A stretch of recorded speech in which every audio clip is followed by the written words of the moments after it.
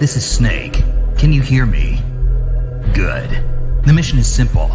Put your geek pants on and infiltrate Foxhound. If you need backup, contact Ken and Chris on their codec frequency. Ready? Snake out.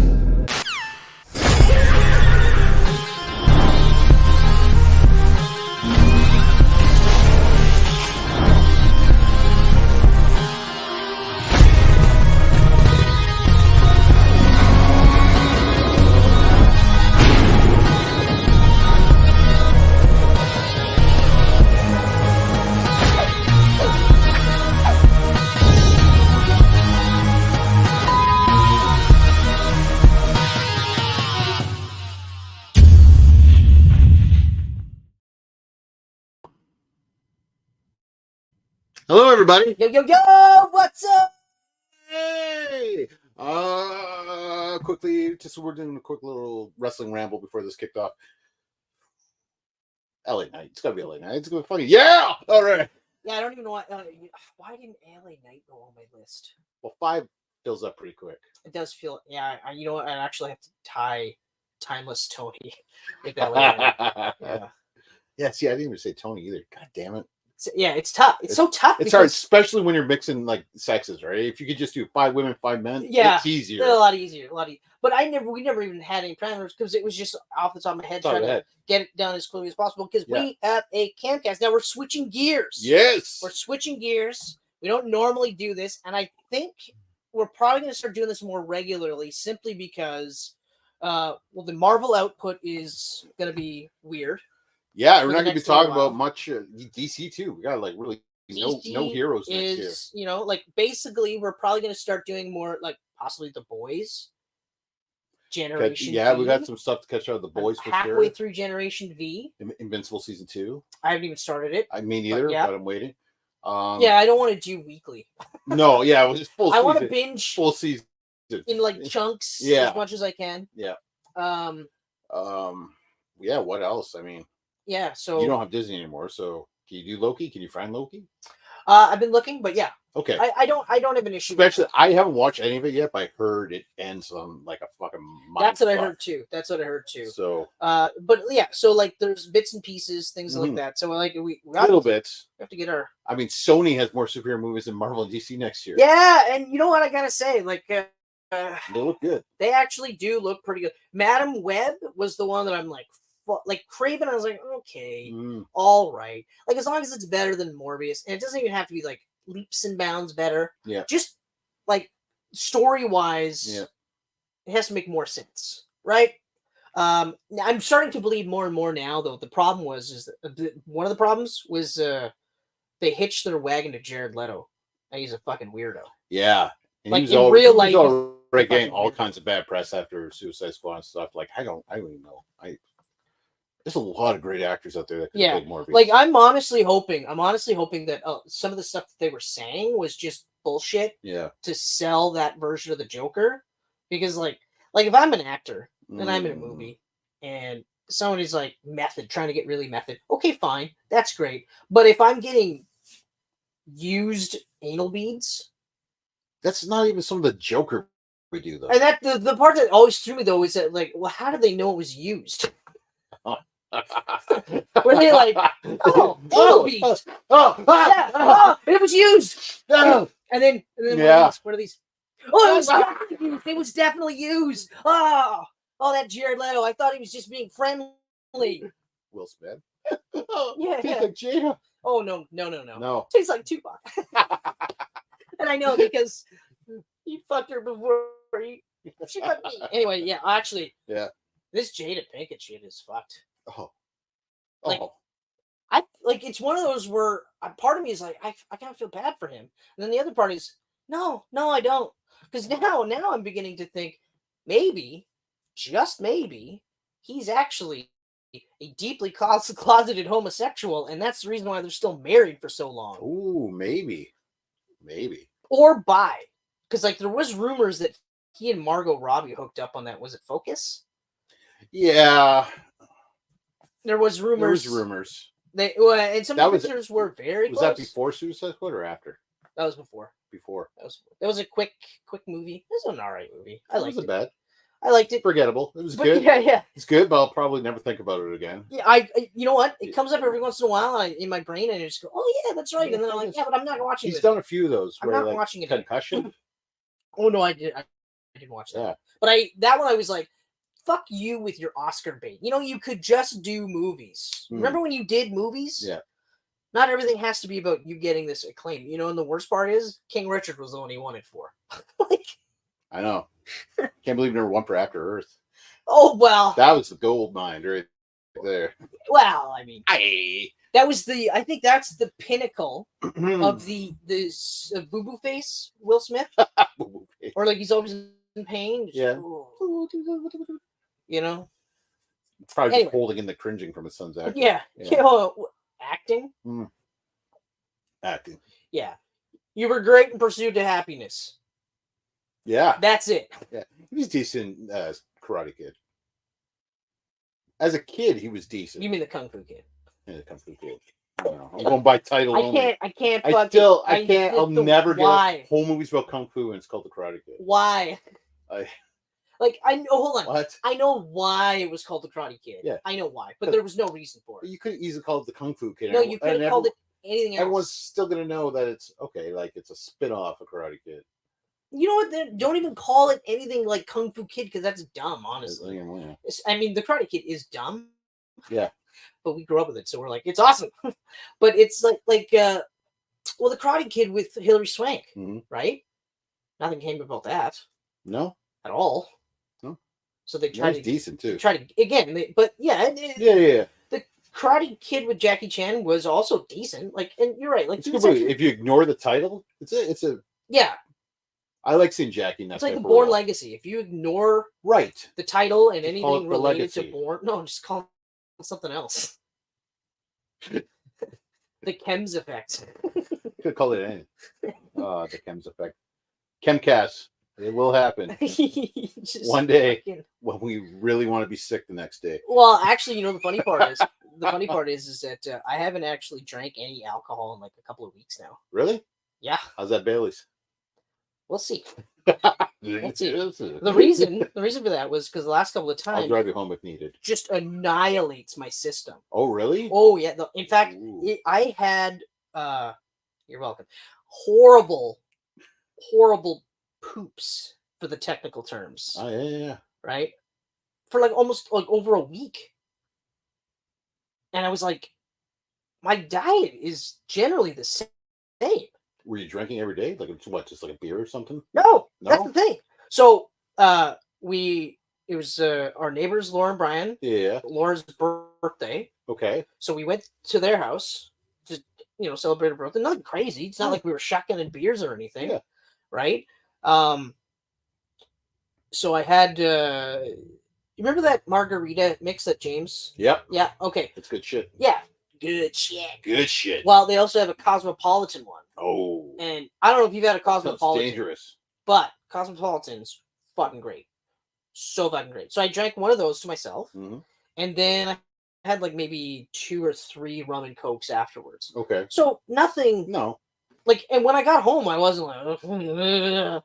And on top of that, normally I'll end the night with a couple of hits of weed. That night I said, no, you know what? No, I'm not going to do that.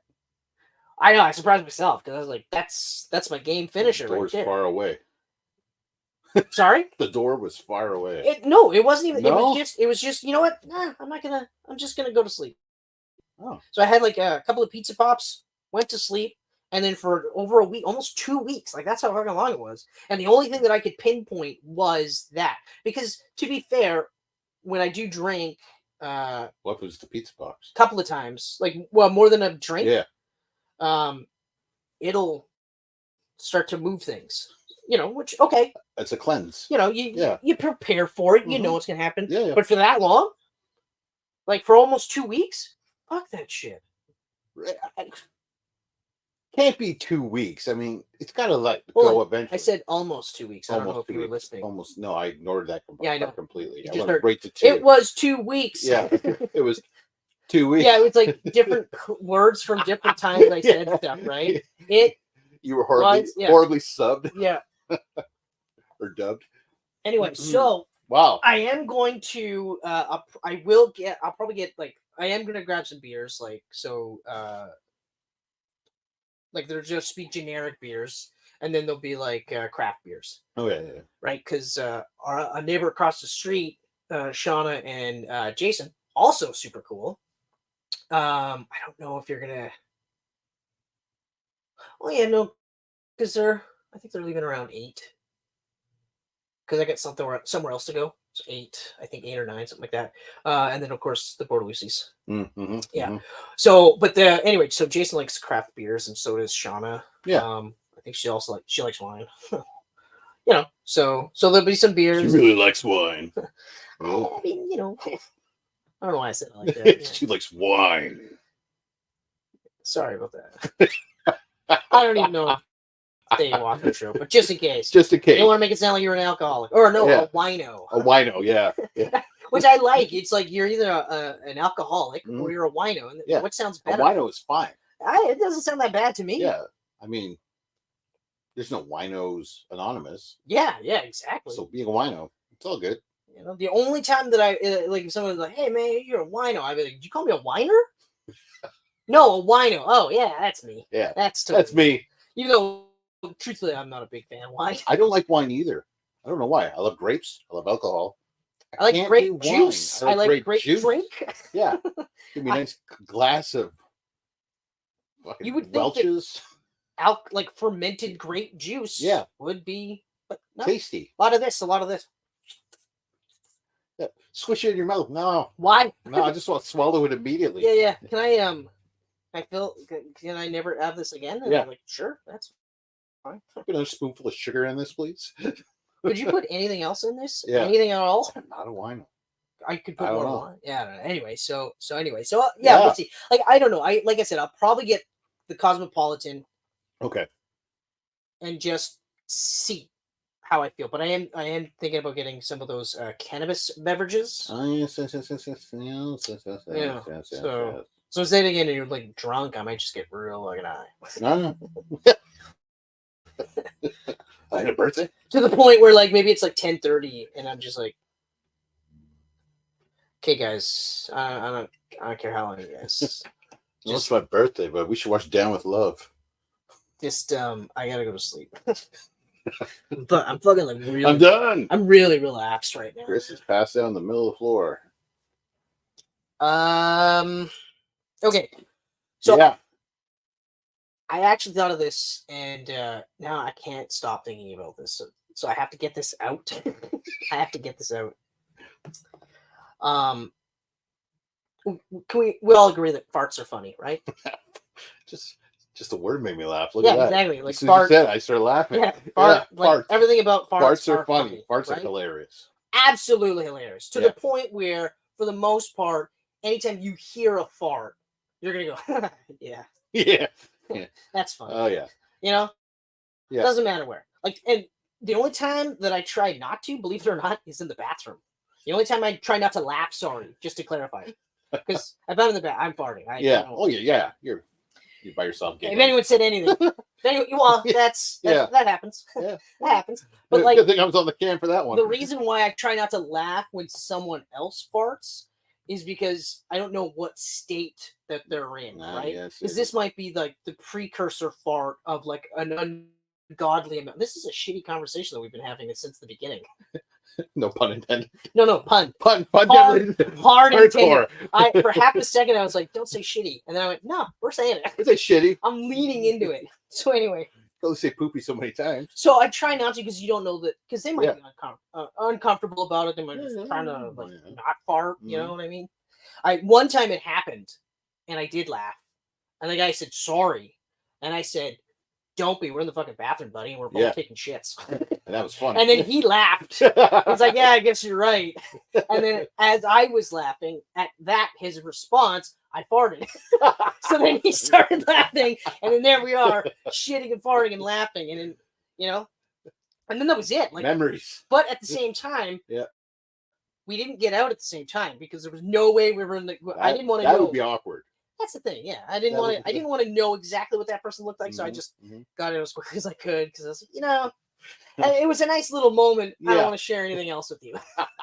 So anyway, getting back to farts. Farts are funny, Farts right? are hilarious. Exactly. Yes. Until you learn that it's the reason why you smell the fart is because that's poop particles in your nose. What?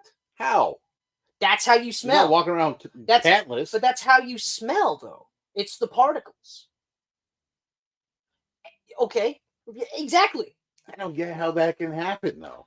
Well, it's not like this is a sophisticated filtration system. I mean, Talk about it. It's like literally a mask for our butts. Right, but it can still get through. Right? Yeah. Like masturbation sound was great, by the way. What? The masturbation sound effects, it was great. Oh man, you're fierce. If that's the sound, you might want to. The ring really adds to it. Oh, hold on. Yeah, you're right. Yeah. But you might want to ease up a bit. I don't want to shame you if that's what you're into and if that's what gets you off. That's totally fine. Hey, But I'm just saying. Chill it down a little. Your penis, the entire area. It's connected. Is probably just like, okay, man. Yeah. Could you? Are you supposed to have a bruise around your dick when you're done? I don't know how you did it. But you smacked the underside of your balls. I don't know how you did that. Talent. Anyway. All right. But yeah. You're welcome. Okay. Linda. Yeah. There you go. But it's a good day for them to have COVID and not actually be seeing this, to be honest. But so that's the problem that I have. Yeah. Between that and if you think about it. So after I tell you this, don't ever think about it again. Okay. So poop particles, that's how you nose. smell farts. Okay. Yep. Okay. Good to know. Fucking gross. Yeah. It's gonna be really hard. I'm gonna the next You're gonna laugh. The next time, yeah. And as soon as you smell it, you're like, I'm gonna, yeah, exactly. That'll be the quandary because I'll just be like, your ass is literally crawling inside my nose. I'll be like, man, that fucking fart was funny, but I'm gonna puke now because it's all up. I just thought about when you used to open the sleeping bag during our sleep. Exactly. Just boom, all those particles just blowing out. Not just in my nose. No. Mouth, ears, everywhere, face, whole, and that whole inside of the head. It was just a bag of particles. Exactly. And you unleashed it. See what I mean? Now think about this. How much dead skin do you breathe in every single day? Oh, I don't even want. It's probably a gross amount. Just you and Adrian alone. Yeah. But now you go to work. Yeah. In the warehouse with about 40 other people. A fair amount of dead skin floating around there. Yeah. So thank you, Internet. So that's the shit that I've been wrestling with for the last couple of days. It's fucking brutal. Man, you went down a dark rabbit hole. It's not even that dark in comparison to some rabbit holes. I'd rather watch some like crazy fucking porn than that. Just knowing those facts. Well, I know because you're like, so yeah, you'd rather look at the crazy because we don't. I actually stumbled across the Mentos in the bathtub. Mentos in the bathtub. Have you seen this one? Is it like 2 Girls 1 Cup style? No, not that bad. Okay. No. Which also I've never seen. Oh, I saw it. Yeah, I'm like one of the. It's like it sounds disgusting. I must watch it. It was the most fuckedest when it hit. And right? it took back in that day. It took like 2 hours to download it. yeah, no shit. Here it comes. Well, and so this I found out about like this. So like I hung out with Ryan and Stacy. Yeah. Of course, Stacy's got sisters, and her sister Crystal. I thought you say Stacy's mom. Also there, because they're all pretty tight knit. Yeah, so the Dankos are all pretty tight knit. So now I got the song in my head. Stacy's mom, yeah. Yeah. She unfortunately, sorry to say this, doesn't have it going on. Nope. She's not. Oh, actually, I shouldn't say that. This is what I'll say. Okay. This is what I'll say. Okay. Not my type. That's nicely said. Not what I'm That's into. Nicely said. That doesn't imply anything at all. Correct. Right? Because it's all subjective anyway. It really is. It doesn't matter if I find a woman, if I say a woman's ugly or attractive. Mm-hmm. First of all, it's subjective. And also, who the fuck am I? Nobody. Nobody. I mean, I'm somebody. Well, to a you're small Chris. group of You're people. Chris. Yeah, I'm a person. Christopher. I am a person. Ah. But yeah, okay. So So- so anyway, Mentos in the bathtub. Yeah. So You no, seen this one? I haven't seen it, and also, how would you describe it in a way that like a 12-year-old? Okay. Oh, that's tough. Eh? That's tough. Okay, never mind. Just explain it. Imagine your mouth that is on your butt is this big, and you pour a package of Mentos into it, and then your boyfriend pours a bottle of Coke into it. Okay. I saw something similar. Okay. They're both gross, by the way. What you told me. Whoa. Yeah. Whoa. This big. Well, obviously, because you have to. Fuck. The visual, right? Yeah. Bet you. When I tell you this one, I bet you it's the same person. Mm-hmm. I bet you it's the same. It person. probably is. So, mine. Yeah. And I thought this was like the pinnacle. I realize now, no, there is no pinnacle. There's just a level, Yeah. and then somebody goes, I can go higher. That's it. We tell kids all the time, reach Yep. for your dreams. Yeah. Whatever they may be. No dream is too big. So it's kind of our fault. Anyway, so I thought the level was met when, same idea. You know. Yeah. Large. Right? Yep. Milk and Fruit Loops. Oh. I'm not done. They legit. Oh, don't. Oh. Yep. And then what? I think that's worse than Two Girls in a Cup. From what I understand, the amount of shit that's in Two Girls, One Cup, the things that they're doing with it. Oh, dude. Like, I'm not repeating any of that part. An ass bowl with Fruit Loops and then eaten.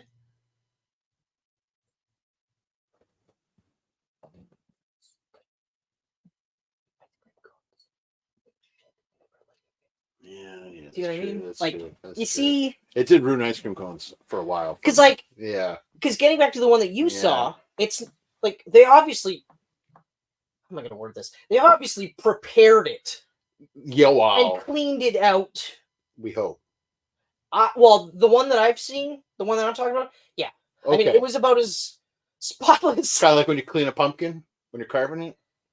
I don't know. You're getting all the edges. For sure, you're not doing those tools. You're not using those tools. But like, getting all the seeds out. I mean, you're obviously like, you're obviously using enemas and things like that. Yeah, to clean it all out. But like, it wasn't so clean that I would do it. Just so we're clear. You want the set to be clean for the film. It wasn't like, all right. Oh wow, that does actually look pretty good. Yeah, sure. Why not just do this? Delicious. That's horrifying. Oh, you bought the no-name brand. This is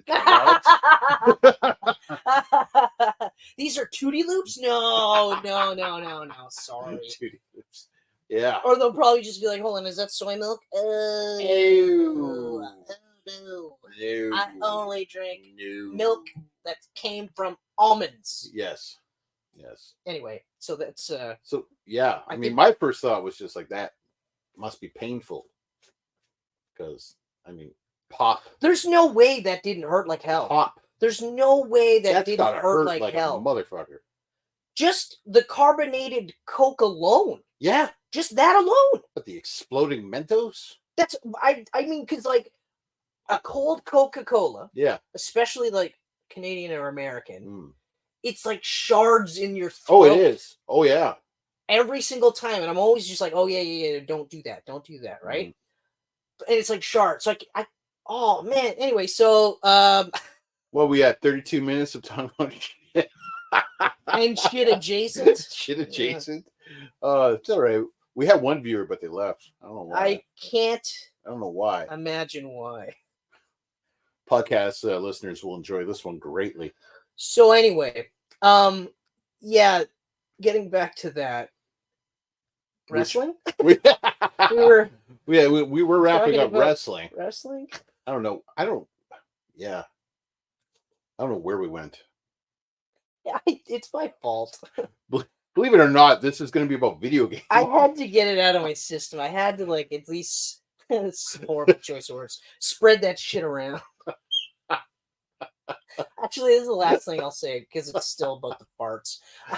I also thought about this. This one's more funny though. It's just because like I was thinking about like at least this is my perception. My perception of farts has always been so it just goes straight out, right? Yeah. Just or whatever noise you want to make, right? Whatever noise you want to make.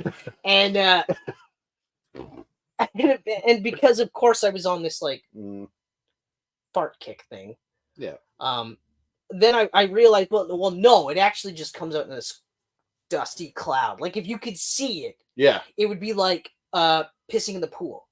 Like you would just see really it slowly just come out like that. Even right? with all the force that comes, it's just that's what I think that's for the most like it'll go like this, like almost mushroom cloud. Okay. Mushroom cloud. Yeah. Right. Okay. So, which I guess makes sense because it's not like you can aim it. You can't like I can't just point and go like someone out there is going. Yeah. Challenge accepted. Actually, you know what? Fuck it. I pinch my cheek at this. Anyone angle. who watches this after the fact and says, you know what? No, I can definitely. I can definitely farts. direct. I can definitely aim farts. Yeah. It's pull it full on. What the fuck was it? What the hell? Oh shit! What the hell was that? Trey Parker and Matt Stone. They did a movie before South Park. What, baseball? No, not. Oh, Orgasmo. Orgasmo. That's the one. Yeah. The dude, remember the dude that like farts and cups it? Yep. What? That just cup fart. Yeah, cup fart. I was just like, that's kind of. He's like, he's fart bending. Or the spleen from Mystery Man. Oh, he could direct. He could direct. He could 100% direct. Shit. You know what? 2024, we should catch up on some of those. A bunch of like prehistoric superhero shows. Blank Man. I was just gonna say Blank Man, Meteor Man, the Shadow, Man, the Phantom, Billy Zane. Ooh, the Phantom's tough. Oh the yeah. Phantom's rough. Yeah. Both versions of the Phantom. Yeah. Because I think there's one with Stephen Dorff. Was that a made-for-TV one? Yeah, but I'm not sure what channel. It wasn't NBC. Season 1 of Nightman. No, sorry, no. I did 2 episodes, and I think I've done 2. 1 for sure, possibly 2. It's funny that even though we're talking about superhero movies, we're still on the topic of shit. Yeah, because they're all fucking garbage. Well, no, Blank Man is cool. Blank Man's awesome. Rocketeer. Oh yeah. Oh yes. Yeah. Oh man. And we had so many good movies before the Marvel and DC kickoff. Well, you know what it was is because it's partly because you didn't have a giant fucking conglomerate company that was like, need more content. Yes. More content for streaming. Yes. I didn't want to do a Chinese accent, but I'm pretending to be Disney. Okay. Bob Iger's got a weird accent. Also, I don't know why, because we were complaining about this, but I love how now they're saying, well, we want our TV shows to be more serialized and actually be like a TV show instead of a fucking 6-hour movie. And I remember every single one of our complaints, except for like WandaVision or Loki, our complaints were, but it's a 6-hour movie. Yeah. Like, it's a 6-hour movie. Like, no matter how you could cut have trimmed out half of that easily. It's a 6-hour movie. Made it a 2.5-hour movie. Yeah, exactly. And if you still wanted to do a TV show, you could have did it in 3 parts. Falcon and Winter Soldier could have been a movie. Prime example. Could have been a movie. Should have been Cap 4. Yeah, should have. 100% been And Cap also, 4. why wasn't it? So now Cap 4 is going to come out and with, what the fuck's going on? Because you could have struck while the iron was hot, because you would still been feeling some of the effects of Endgame. Yep.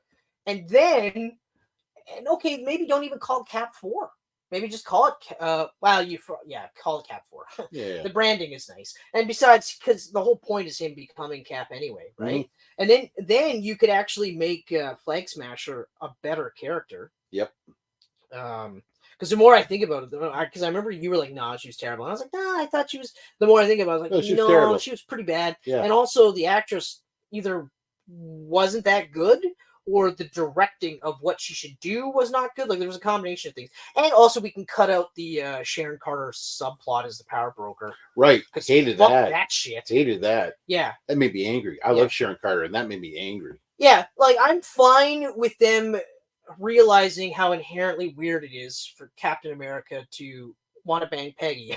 Yeah. And then wake up 70 years later and go, well, okay. Then I'll You're old, but your granddaughter's right there. No, niece. Niece. Grandniece. Or no, I think it's just niece. Grandniece? I think it's just niece. Okay. But it might have been grand. Regardless, Either or. Just one of those. But then, if you really think about it, with Endgame's ending, it's a good thing he didn't sleep with Sharon Carter, because that would have been some sort of a relation. Yeah. Because in Winter Soldier, she talks about how she after Steve, she met somebody and they had, I think she said she had 2 kids. So one of those would have been a daughter or a son. Now actually, one of them could be. They slept together off screen though. This still happened. Oh yeah. But Captain America is a freak. Hey, you been sleeping for 70 years and you wake up to that? What? Imagine that morning wood, eh? That's one hell of a morning wood. Yeah. That first nurse was very curious, because that thing. It'd be smacking like your hands there. It's correction. Yeah. Like you. Like me. Okay? This is just a demonstration of the mutilation that you do to yourself. The super soldier stroke. Okay, fuck, man. But anyway, yes, I agree. Yeah. We'll start filtering through a bunch of the geriatric superhero movies. Hell, we might even watch Ghost Rider. Spirit of Vengeance. We got lots. We might watch. We won't. Daredevil and Elektra. Those are tough too. Well, Daredevil is actually pretty good, pretty solid. Yeah, Daredevil's good. Yeah, it's as good as it can get. Director's cut's actually. We'll do the director's cut. I like the director's cut. Elektra was rough. Yeah. Elektra was rough. Fantastic for 1 and 2. Yeah, those are both about. Those are all. Ang Lee's Hulk. Yeah. I remember we saw that. Yeah. And we were both like at the end of that, in the the climax. Yeah. Because I was still a little drunk when we watched that, and I was. You know what's happening? I remember saying like, "I bet you it's going to be one of those things where he goes, 'You want my anger? Yeah. Take it.'" And you're like, yeah, I guarantee you. And then all of a sudden, it was just like him fighting lightning, and we were like, what the fuck is happening? What is going on right now? And then he goes, for some reason now Hulk is like totally coherent. You want my anger? Take it all. He's like, no, I don't want it anymore. This is the ending of Spawn all over again. Spawn. There's another one. And that's funny. That's actually it's really funny that we go back to that one, because that's one of my favorites when they go like, oh, all those Marvel endings. It's like you never really know what's going on. It's like I can tell you a couple movies that you really don't know what's going on. You have no fucking clue. Oh, I can tell what's going on in those Marvel endings. Mm-hmm. Let me present you Spawn. Yeah, Spawn, and if you want something a little bit more recent, Ang Lee's the Hulk. There was another one too where it was really fucking hard to focus on. Can't remember though. But those two, oh man. Those are the most egregious events. I actually watched Spawn 2 weeks ago again. I enjoy it. Well, you know why you enjoy enjoy it though? Here's why you enjoy it. Okay, because it's not an objectively bad movie. No, it's not. It's unfortunately straight up a product of its time. Yes. Like that's the biggest thing. Like the special effects, which for Violator, which is crazy because Violator actually looks good. I was just gonna say it's for Violator, Helen Malbolgia looks awful. Yeah, Hell Malbolgia and the cape. The cape looks awful. So fucking bad. It's like they put all the money in the Violator. Yeah. And the clown. Oh, yeah, I was gonna say the clown. The way they did the clown too, like literally looked like fucking Todd McFarlane drew it right off the page. You know, and the voice direction for Louisiana to be like that, like, oh man, it's just perfect. But then the Violator itself, like I liked how it was mostly live action. Yeah. Like it was mostly like he had 2 arms. Mm-hmm. You could tell the upper torso and the head part, and the mouth moved. Like You're right. I'm not the victimizer. I'm not the vindicator. I'm the violator. That's good, Louisiana. Too. Thank you. That's Thank good. you. I like that. So yeah. That's definitely. Oh fuck! You know what? We should when we go home. When I go home, I'm gonna start like just spewing out a list. Oh yeah. I'll fart out a list of names. Oh, I smell it. Ugh. Yeah. No, I mean, there's I think 2024 is a good year to It's do gonna that. be a fun one, I think. Because really, outside of our viewership will tank, though. Oh yeah, well that's fine. Actually, you know what? I wouldn't be surprised. I don't know if it's like hit and miss. Like Meteor Man, we might not. Blank Man, we might not. I hope those do really well because they're awesome. And you know what? They're we'll do them two together so you can see two white guys talking about these movies. Yeah, not just white guys, but like super white. Super white. We're Canadian white. That's a different white. Ebony and ivory come together in perfect harmony. Okay, so that's pretty much the lineup for 2024. Yeah, that's pretty Video solid. games. More video games, more comics. More comics. And some really awesome bad movies. I really can't wait for a lot of these old superhero movies. I really can't. I'm looking around right now. So many. There's so many. But even like we haven't even done Hellboy 1 and 2 yet. We did Hellboy 2. Oh no, that's right. We did the remake or the reboot. That's we haven't done Del Toro's. That's right. Yeah. And fuck, I was just thinking there was plus Kick-Ass. Kick-Ass 1 and Kick-Ass 2, yeah. 1 and 2, you know, like Watchmen. Yes. There's a lot. Yes. There's a lot we can do. 300. Watchmen, Mystery Men, and that's even before we start looking at animated movies. Right? We've got so many. Sometimes there's a lot. We're running out of choices, and it's like, no, we have we have a plethora. We could easily make it to 1,000 right now. All right, first sip with the Baileys. Oh, well, here it goes. Oh boy. Here it goes. This is brown splatter hit the fucking camera. Hey, it turns out you can aim. Okay. All right. Yes. All right. Yes. Okay. So I'm done with the. Are you done? I'm done with all the rambling. Are you done with all the rambling? I'm done with Do the you have rambling. anything else you want to bring up? Now, what do you want to do first? I just want to quickly. Okay. Yeah. Let's quickly because we've talked about, but I want to talk about it here. Okay.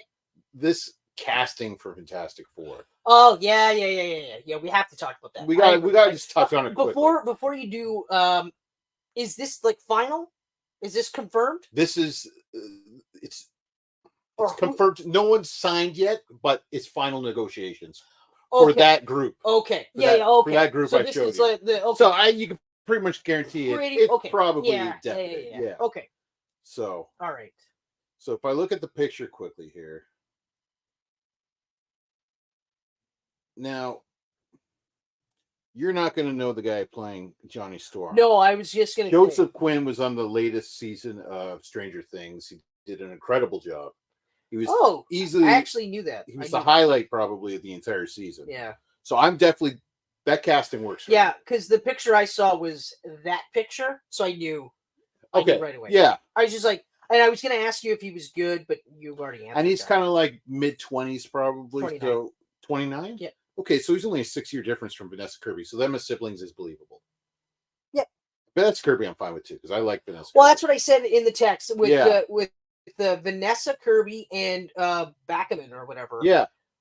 Fucking awesome choices. But how old is because I feel like hold on. Who gives a shit? He's gonna spend 90% of the movie looking like a rock man. Yeah, it's true, but he is. And also yes. Pedro Pascal. Pedro's my issue. They've aged him up, and Javier Bardem as Galactus is age doesn't matter there because it's mostly just voice. Yeah. No, I feel like, but that's not my choice. Have you seen Backerman in anything? Have you watched The Bear? I haven't watched The Bear, but I've seen him. Oh, I've seen him. He's a great actor. Hold on, stop.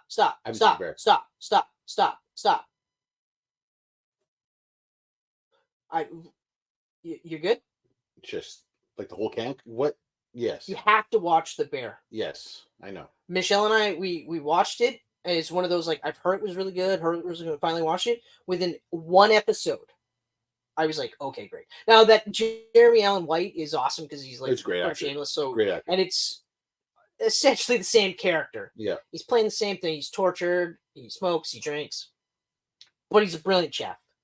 And so his brother, John Brenthal, Mhm. I don't know if you know who he is, It sounds familiar.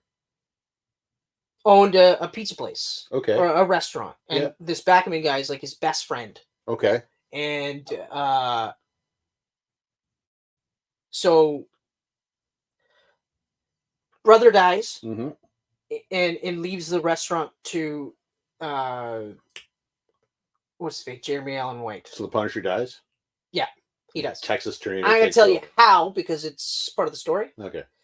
But it now the whole show is about him trying to turn the restaurant into a success.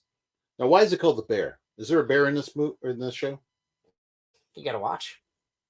Big gay guy or what? First of all, I will say this. Yes, there is a bear in the show. Second of all, I'm sure there is a big gay bear in the show as well. Okay, cool. I can't tell you 100%, but just because gay people are out there, the odds are pretty good that there's at least one of them could be a gay bear. Also, do you know Canadian cook Maddie Matheson? I do not. You should. Should So, Geek Pantsers, get on this Maddie Matheson. He's fucking hilarious. Totally not like the cook. Like, you see a cook, you think like Gordon Ramsay or chef. Yeah. This guy is like fucking overweight, like grimy looking, fucking hilarious. So you have to YouTube. Yeah? He's fucking priceless. I Okay. love him. But he's in the show too. And also this one of the girls, I can't remember her name at the moment, but she does voice work for Big Mouth, the Netflix cartoon. Yep. Which is great. Mhm. Absolutely awesome. They got one more season left. Big man. Ooh, and she was in that. She did like she wrote. I think she wrote and starred in the movie the Bottoms, and it was basically about a couple of gay high school chicks that were like, let's create a fight club for the cheerleaders so that we can try and date cheerleaders. Oh, that actually sounds kind of funny. I was like, I'll check that out. that fucking premise is so funny because, Yeah. like, in today's world, because the gender's flipped, it's hilarious. Because the gender's not male, like it Yeah. would have been in the 80s, Yeah. 90s, and probably up until 3 years ago. Yeah.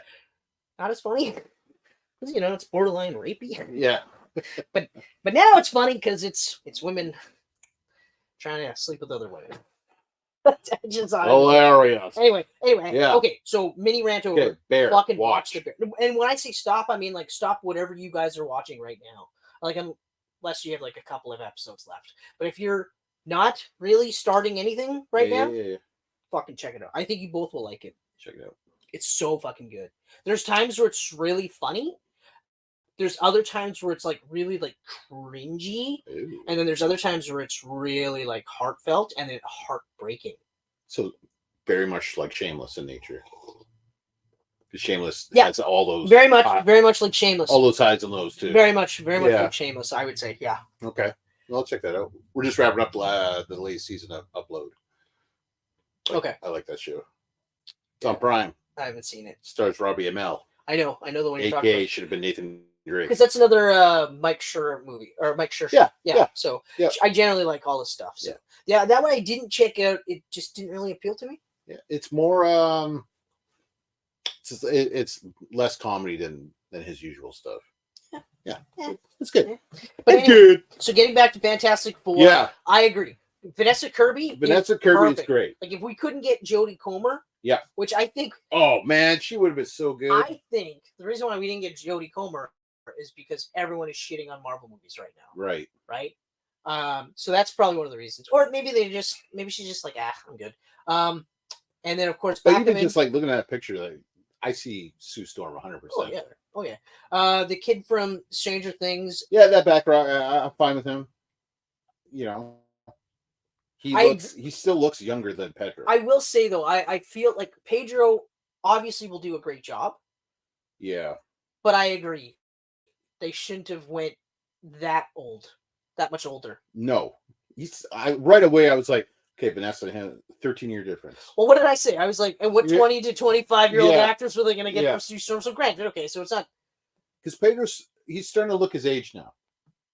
He's almost 50. Yeah. He's going to be well into 50s by the time this happens. If at If, this point. if.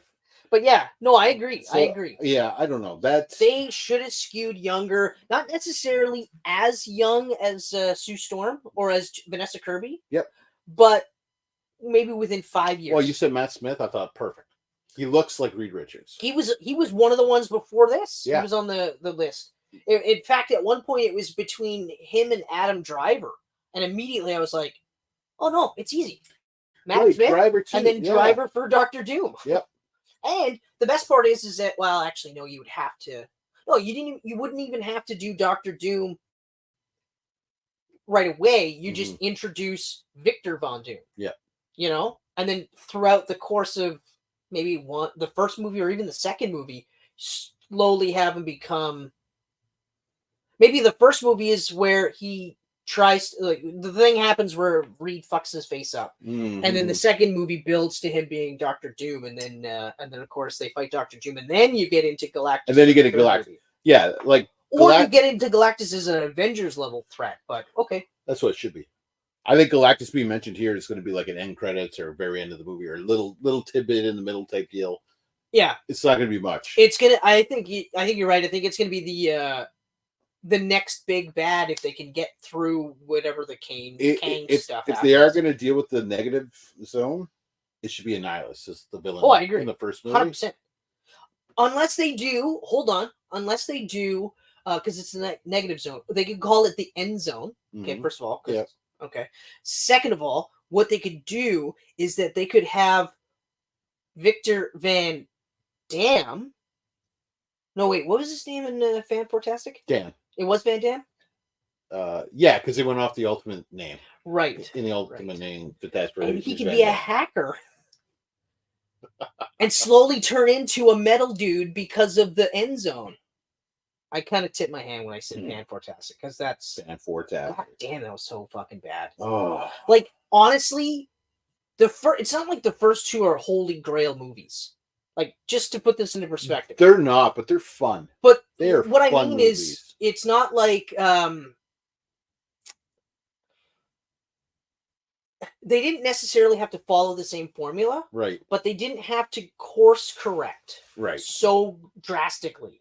Like, I get it; they wanted to do gritty and edgy because gritty and edgy was big during that period of time. Yeah, but then why not just literally adapt the ultimate lineup? Exactly. They had a young cast. Perfect. They were young. Perfect. Also, the Thing looked incredible. The Thing really did look great. And Johnny Storm looked incredible, too. Though he was naked, and I wish he wasn't naked the whole movie. I agree. He should have had pants on. He should definitely have pants on. Or shorts or something. Yeah. I agree. But I was like, dude, Sue's right there. Yeah, because, I mean, if we're talking about this, just imagine that sound. Like, everyone in the immediate vicinity is going to be like, Ben, come on, man. I'm trying to sleep.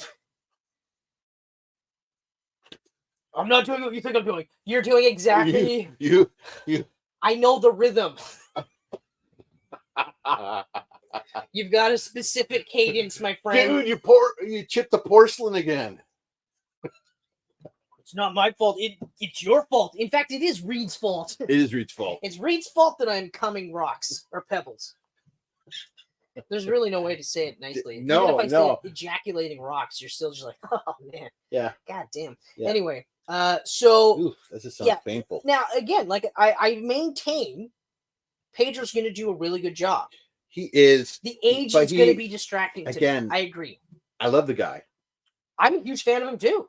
Since the first thing I see him, right from first time I saw him on Game of Thrones, I think that was the earliest I saw. Love the guy. Maybe, yeah. I think he was in Narcos too, right? He was in Narcos, which I never watched. I never watched Narcos. So yeah, Game of Thrones was the first time I saw him. And great actor. But he's the flavor of the month again. He's Oscar Isaac, Oscar Isaac in everything all of a sudden. Yeah, now he's in nothing. Now he's in nothing. Well, he's going to be Solid Snake now. Right? Yeah, that's right. Which I think is fine. I think that's going to be good. I mean, I always envision Solid Snake as like and you're a short guy, so I don't want to say it, but he's tiny. Like, they made Apocalypse look big, but he's really a tiny guy. Yeah, okay. Well, they CGI the shit out of him too. Yeah. Right? But here's the thing, though. Look at Tom Cruise. Mhm. Tom Cruise is a short guy. He's Tom Cruise. You though. watch every single movie except for Top Gun Maverick. Yeah, where they actually just like let him be short. Exactly. It's crazy. Okay. You know who else was really, really short? Hmm. Just guess, actually. Throw out a guess. Because there's several of them. Oh, there's a lot. Danny DeVito. Yeah. Yeah, You're nailed it. right. Robert Downey Jr. is short, right? Yeah, but he He's short, wears heels all the time. right? Like you see it all, even out in public, like Yeah. like in the show, like they showed the high heels they would wear, like in Iron Man 2, and I remember like, oh yeah, okay. But he also wears those types, not heels, but lifted shoes. Yeah. In his regular life. Okay, but Robert Downey Jr. short. Mhm. Mel Gibson. Yeah, he's He's short. not that tall either. Yeah. He was a lot shorter than I ever thought possible. Robert De Niro. Really? He is not. I always assumed he was a bigger dude. You always thought he was this tall, How tall is he? imposing son of a bitch. If he is taller than 5'8", I will be amazed. Okay. Well, I mean, 5'8", yeah, I guess it's not that short, but You say that, but it is. I don't know. When you're a fan of something and then it's becoming a real thing and they don't cast who you saw in your head, it's ultimately disappointing. Even though Pedro's going to do a great job, I know he is. Oscar Isaac's likely going to do a great job of Solid Snake. It's disappointing in my head to like think, oh, Solid Snake, Hugh Jackman. Well, he's 5'9". Who's that? Robert De Niro. That's not that short. It's only an inch short of my dad. Do you think he's 5'9" when you see him in these movies? No, you don't. No. You think he's like 6'3". Yeah. 6'4". Yeah, he's a bigger dude. Right? So Al Pacino's another. But then again, yeah, he's beside Pacino and Pesci and doesn't look that much towering over them. Yeah. But The other part is the way they shoot it too. Yeah. John Wayne. He was tiny. Fucking tiny. They would actually have divots in like on the set where taller actors would stand if they had to stand beside him. I've heard of people doing that before. So that he could tower over them. Right? So funny. Yeah, so funny. So height wise. So yeah, okay. I mean, yeah. You get what I'm saying though, like right, like just you have casting in your mind and then it doesn't happen. Like instantly disappointed right away that it's not Krasinski and Blunt. Like that's what I wanted. I wanted. That's what I wanted okay forever. with them not. The second that they said that they were variants, but you know what it that is? He was a variant. I was like, okay. I said this in a group chat today with some guys I know that like comics and shit. Yeah. I look at this cast, great cast. Yeah. But nothing about this cast, nothing. Yeah, you said that to me too. Says this is a blockbuster movie. This is the Fantastic Four you need to see. Yeah, I agree. And I wish I should have put it up there, but okay, so. Yeah, no, I agree. I agree 100%. So like, I don't see nothing, this isn't going to be a massive movie with a cast like this. Even with Matt Smith. Yeah. Even with Matt Smith, you're not gonna like. No one's kicking the fucking doors down. Yeah. To see it, like, yeah, there'll be Doctor Who fans, and obviously Fantastic Four fans are going to see this, and just comic book fans in general, for the most part, are going to see that. Although, that's only if Marvel can switch things around. Yeah. Like Marvel's is a bomb for them. Bomb. Like a horrible bomb for them. Now, so like, there's a variety of reasons why they're not riding that high horse anymore. No, so they're not in a position. This cast right now is telling me you're looking at another $50 million opening.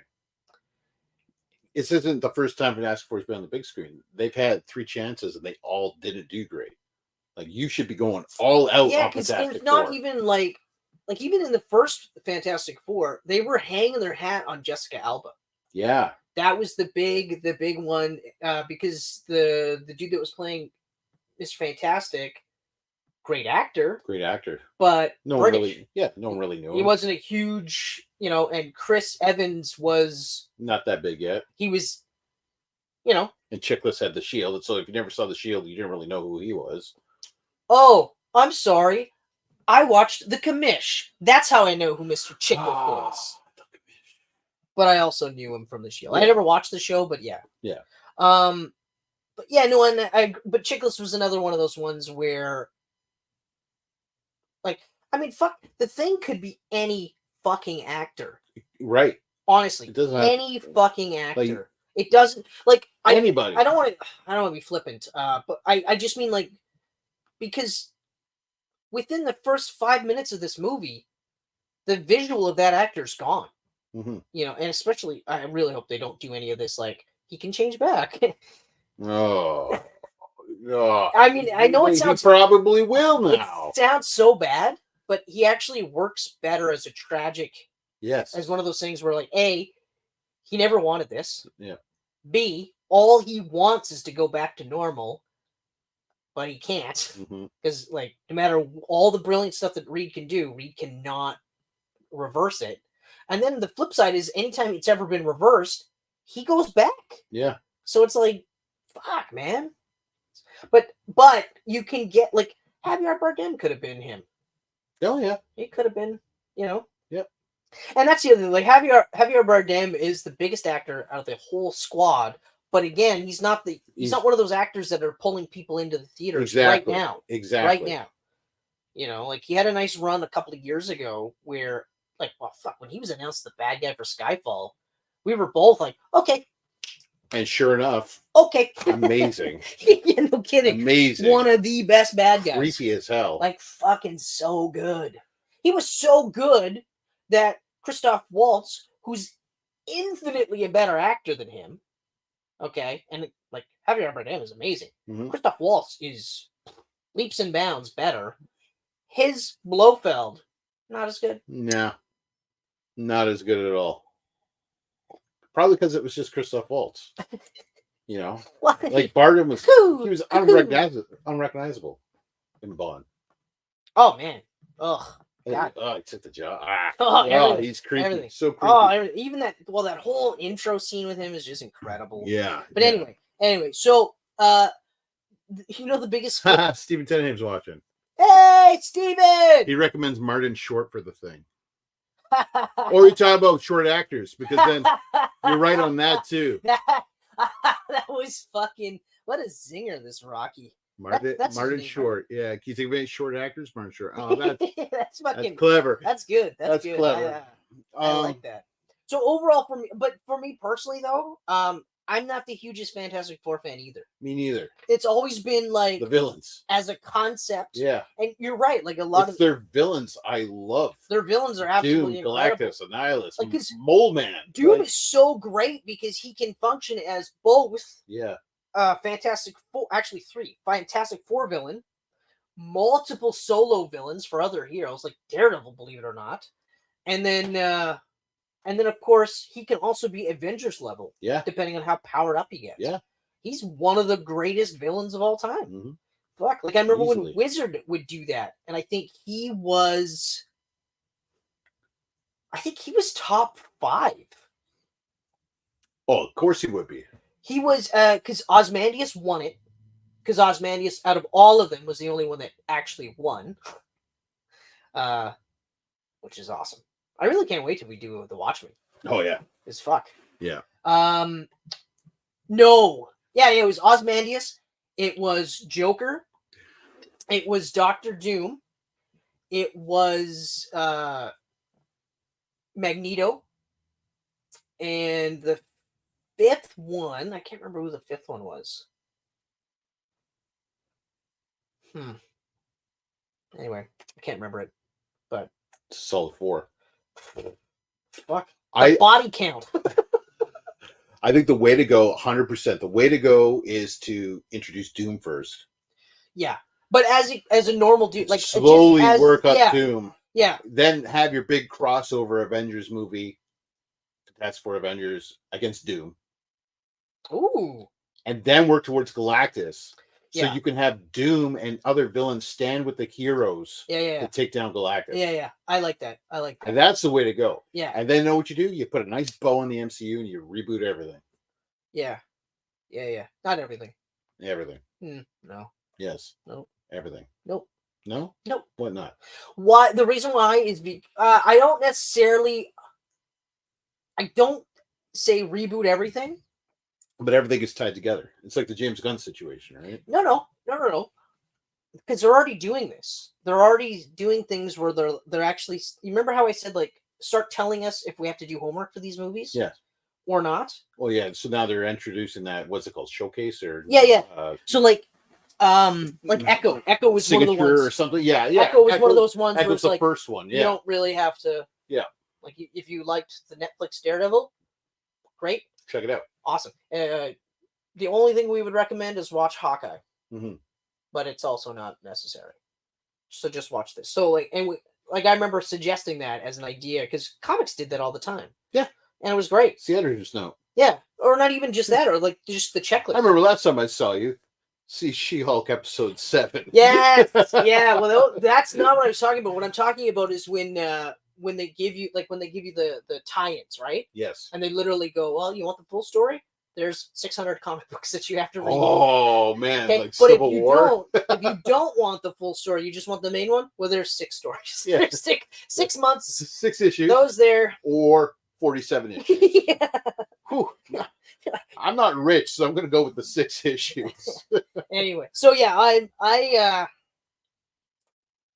okay, but then now the question is, because I mean, even I was saying like Matt Smith, which I think would have been a better Reed Richards.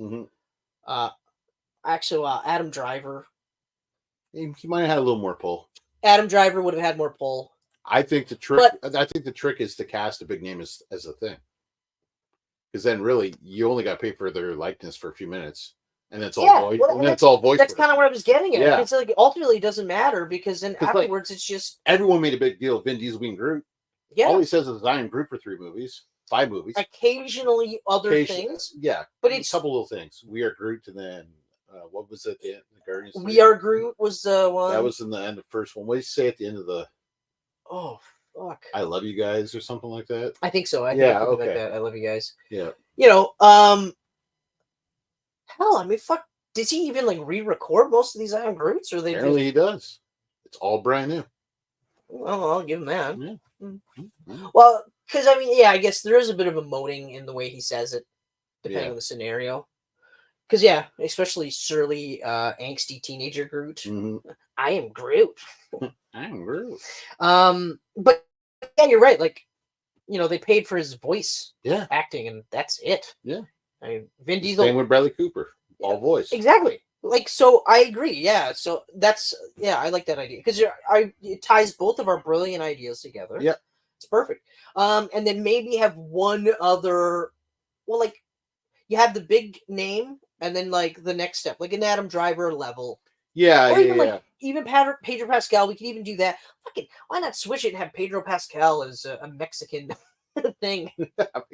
You could. But he's also not the big name, right? So. No, yeah, you're right. You're right. Well, of this cast, I would say he's the biggest name. He is. From TV work, though. Like, he's not really. I'm not. He's not proving anything in the movie. I'm not saying, like, like people are. I mean, his only real big movie is 1984, and that was a bomb in multiple ways. 1984. Wonder Woman, 1984. Oh, right. Yeah. Well, yeah, but he was. So, yeah. Yeah. Even though he was doing a blatant Trump ripoff, he was still really, really, really good. But then again, so was Kristen Wiig. She was also really, really, really good. Yeah. And, I mean, Gal Gadot is. She was better in the first one. Yeah. I'm going to look quickly at like the top 25 actors right now. The top 25 actors in Hollywood. Hell, RDJ. He wouldn't even have to show up. You're right. You wouldn't.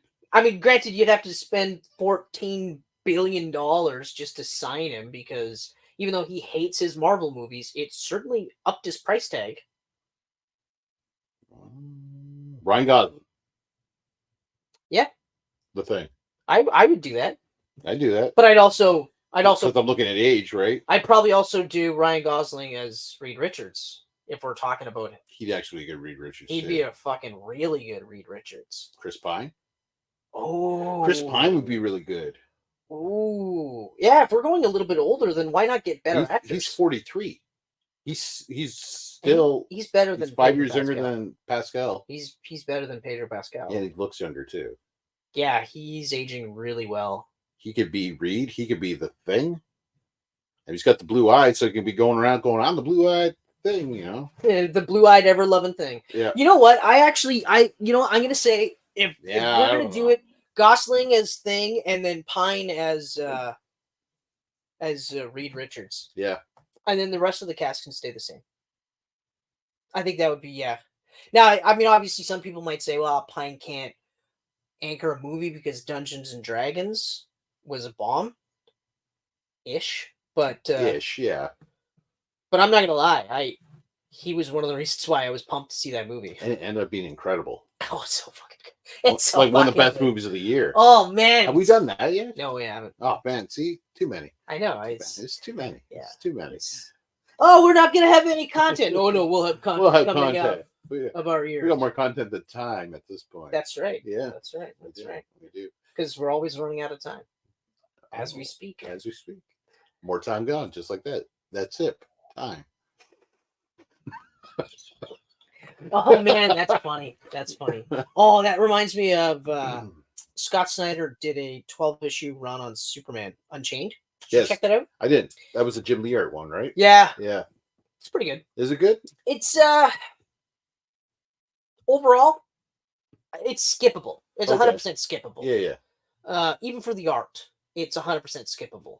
But like one of the things that he did in the opening was like they had Superman. I can't remember if he was saving a bunch of people, and I can't remember if it was like a building was coming down or something was happening. But he was literally monologuing the time it took. So it'd be like 3 seconds, I saved this person. 4 seconds, I've saved those people. Okay. In 30 seconds, this whole thing is going to collapse. Things like that. So that was like the initial opening monologue. So quick shots of him doing these things, saying like. So I thought that. So yeah, I like that idea. 5 seconds gone for that sip. You know. Anyway, okay. So at the end that's of the all day, I got to touch on. Yeah. So at the end of the day, we've eaten up an hour. Yeah. Farts. Fart. Shit. Fantastic. Fantastic Four. Fartastic. That's still the fucking fan-fortastic. Yes. Oh, Oh, God, that's. It was so fucking We're bad. talking about all these shit superhero movies we should do. Not once that we bring that up. I don't want to watch that movie ever again. No. I really don't. One was good. I didn't even watch it all in one shot. I watched it in 2 sittings. It was so. That's right. You stopped it. It was so fucking bad. I got to the point where they were using Thing as a weapon. Yes. Like the shit happened and then time passed, and all of a sudden it was like they were using him as a weapon, and I was like, I'll pick this up at a later date. I can't. This is so fucking hard. And everyone was like shitting their pants because it was like Miles Teller, which was a good get at the time. Great. The cast is great. Jordan Bell Yep. was consistently awesome in everything. Kate Mara and Michael Michael B. B. Jordan. Michael B. Also, Jordan. like he was like coming up, and they were like, "Oh my god!" Yep. Kate Mara was the only one where they weren't like, "Oh." Yeah. And the actor who played. Who did? Oh yeah. Toby Kebbell. Toby Kebbell. Kebbell or whatever. Toby Kebbell. Yeah. Regardless, like, but they like it was a fucking good. I It was a remember good cast. thinking like, oh, how do you fuck this up? Yeah. And then what? Josh Trank is just like, oh, studio interference, and the studio's like, we didn't fucking do anything. This is all you. Yeah. That's my This is favorite. a shit movie. That's my absolute favorite. This is the only time. Yeah. Because every other time that somebody said studio interference, you didn't hear the studio say shit. Nope. They didn't fucking say shit. This was the His only first time. movie is great. The only time that they did was this movie. They went, no. That's all you, bud. We didn't do a fucking thing. You want to release the director's cut? Go the. Well, yeah. Okay. What director's cut? What's stopping you? You chop this thing to pieces. We'll do Why? it. Because you don't know the Fantastic Four, apparently. We'll do it. We'll do the director's cut. Show us. So, and that was it. That was the end of the story. You're just like, oh fuck. Oh fuck. Oh. They called me out. Yep. But what was the movie before that? His first movie. Chronicle.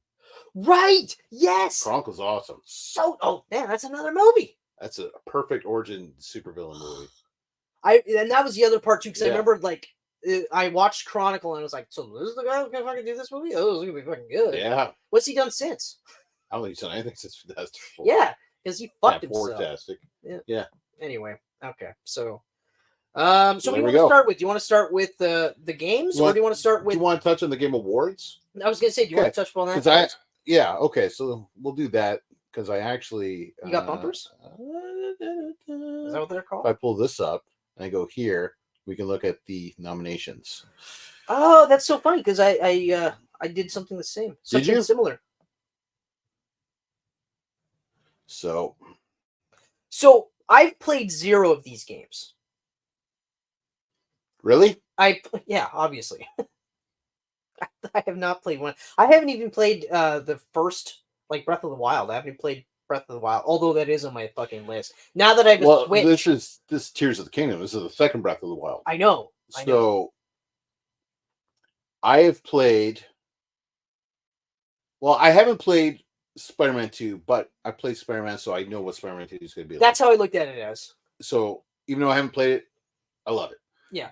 Same with Resident Evil 4. We've played Resident Evil 4. Yeah. It's all weird, it is kind of weird that's on there, to be honest with you. Yeah, I agree. That's the one. Like, so here's the thing. So Resident Evil 4 is on that list. Yeah. But Starfield isn't. Starfield isn't.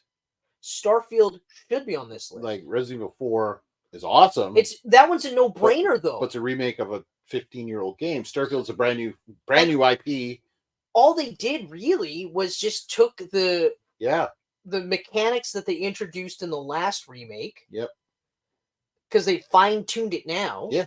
And then just went, here you go. Here you go. Because a lot of those mechanics are based off of Resident Evil 4 anyway. I was playing Resident Evil 4 at Will's place.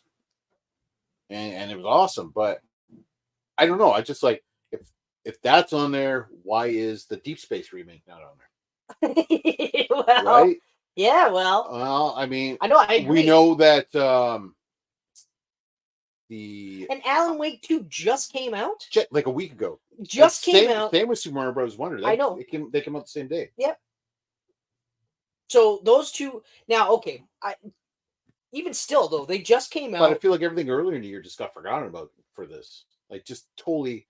Hogwarts Legacy. I know that Roland's got all that, but that game got huge. Great reviews. Absolutely huge. Great reviews. It was massive. It was a massive success. Yep. They out of the gates, it was a massive success, and the reviews were phenomenal. And I'm granted, most of the reviews were, whether you agree with her politics or not, you won't see any of that in this game, except for the hidden. It's all about the magic of this world. That's almost it. Blatant racism in the books, but anyway. Yeah. It's sad when you look at it now and you go, oh wait, yeah, she wasn't really hiding it. No. But but that's but I mean that was one of the games they were saying, like, this is an instant game of the year. About that Diablo 4? Like that. Well, Baldur's Gate push that aside, I guess, but yeah, you can't have too many RPGs in there. Final Fantasy 16. Well, so Armored Core. Final Fantasy 16. The reason why I'll tell you right now is because while it made money, it wasn't the smash success that they were looking at. Yeah, but this isn't based on money makers. This is based on the game. Yeah, but I've been looking at like the reviews for these games. Yeah, is across the board. Right. Incredible, both like players and critics. Yeah. Final Fantasy 16. Not as across the board. Okay. Like, I mean, like graphically, obviously, it looks incredible. Story-wise, for the most part, it's a Final Fantasy story. Right. The switch to action RPG style, although, like, from what I've seen, and especially like after playing like Final Fantasy 7, like when they announced it, I was like, well, yeah, I played Final Fantasy 7. Naturally. That's as close as you're going to get to turn-based with action. Yeah. You know. So I knew, like, and even Final Fantasy 15, like they were working towards that style. Yeah. So I knew that like gameplay was going to be great, but I think the Switch is too much for some people. Yeah, I can see that. Well, I mean, there's already. But I watched James play it at his place since he got it, and it's fucking incredible. I mean, so I think I've mentioned him before a couple of times. So I predominantly follow, like, in terms of video games. Yeah. I really follow like a handful of guys on YouTube. One of them is David Vink, Okay. which I highly recommend you check out. Because he's like 40s, 40, 41. Okay. So Huge RPG. very guy. relatable then. Huge Yeah. RPG guy. But like it's funny because like it's through a gay gamer lens, right? Mhm. So one of my favorites, and I didn't realize it until like this year, but every year he does like an April Fool's video where he talks about the hottest women in the video games, and it's always like the hottest in video games, RPG hotties, and there's a thumbnail of women, right? And every single time it's a list of hot guys. That's great. And it wasn't until this year that I was like, That's great. I like, because like I didn't catch the first two on April Fool's, right? So this year I did, and I was like, oh shit, that's so funny. That is so funny because you think, oh, another list That's of so good. hot girls, That's so video good. game girls, and he thirsts pretty hard for some of them.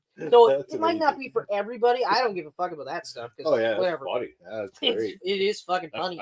And he said while he overall he liked the game, like huge Final Fantasy fan. He liked the game, and he's a huge action RPG guy. He said overall it wasn't like his favorite Final Fantasy. Mm. You know, like he said, it was better than 15, but it wasn't better than 12 or 10 or whatever. Okay. Things like that. And I think that's kind of where they're at. Having said that, I do think Final Fantasy 17 will probably be amazing. Yeah.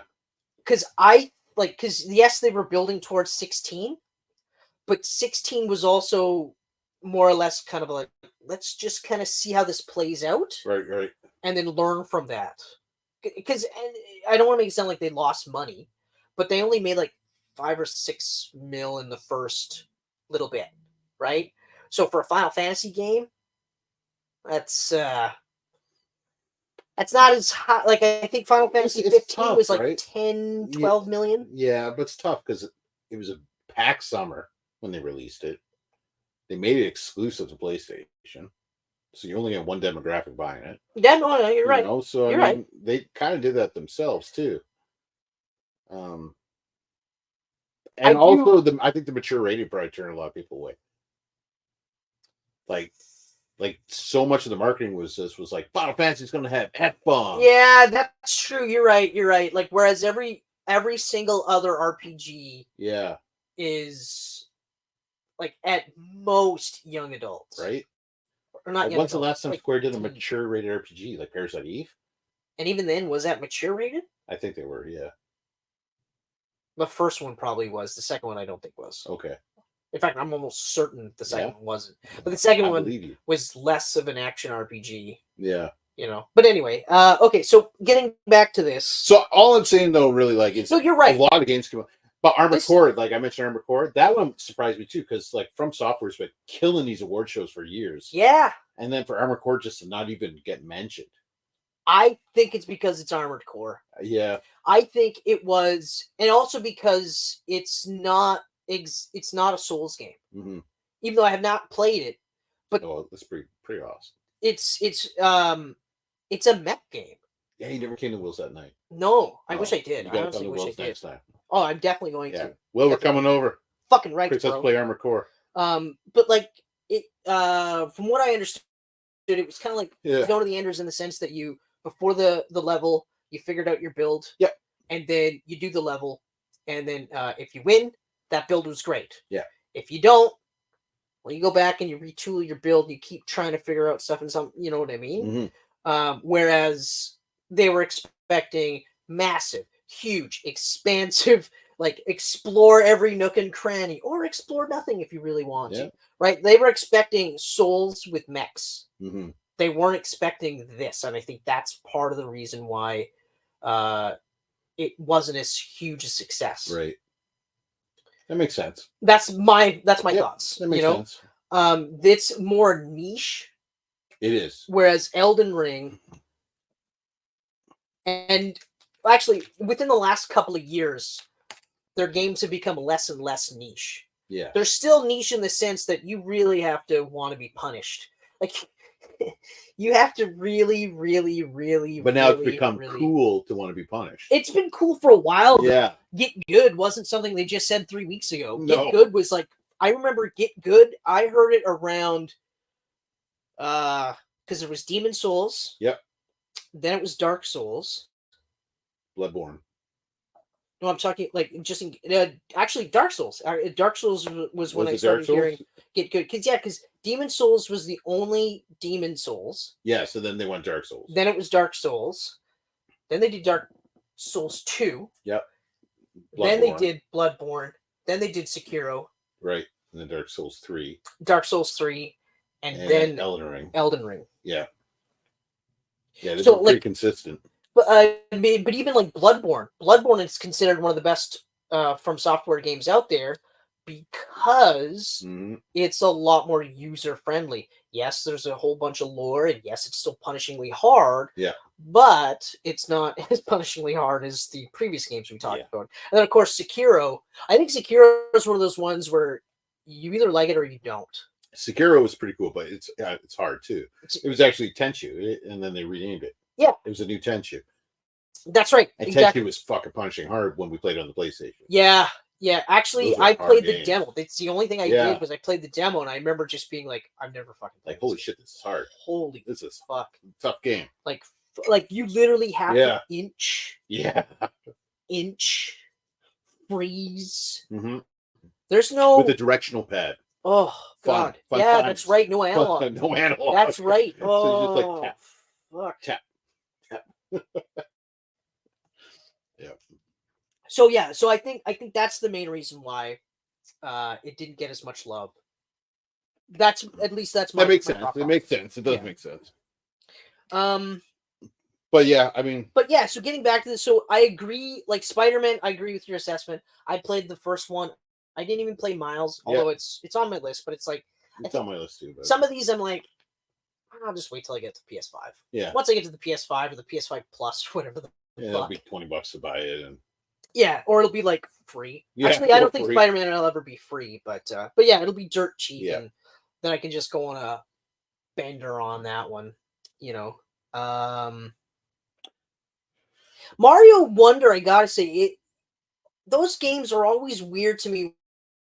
When, like, the side-scrolling ones are always weird to me when they show up on, especially Game of the Year awards. Yeah, because it's. I mean, I don't want to knock them because obviously the side-scrollers are classics. They're amazing and they're fun.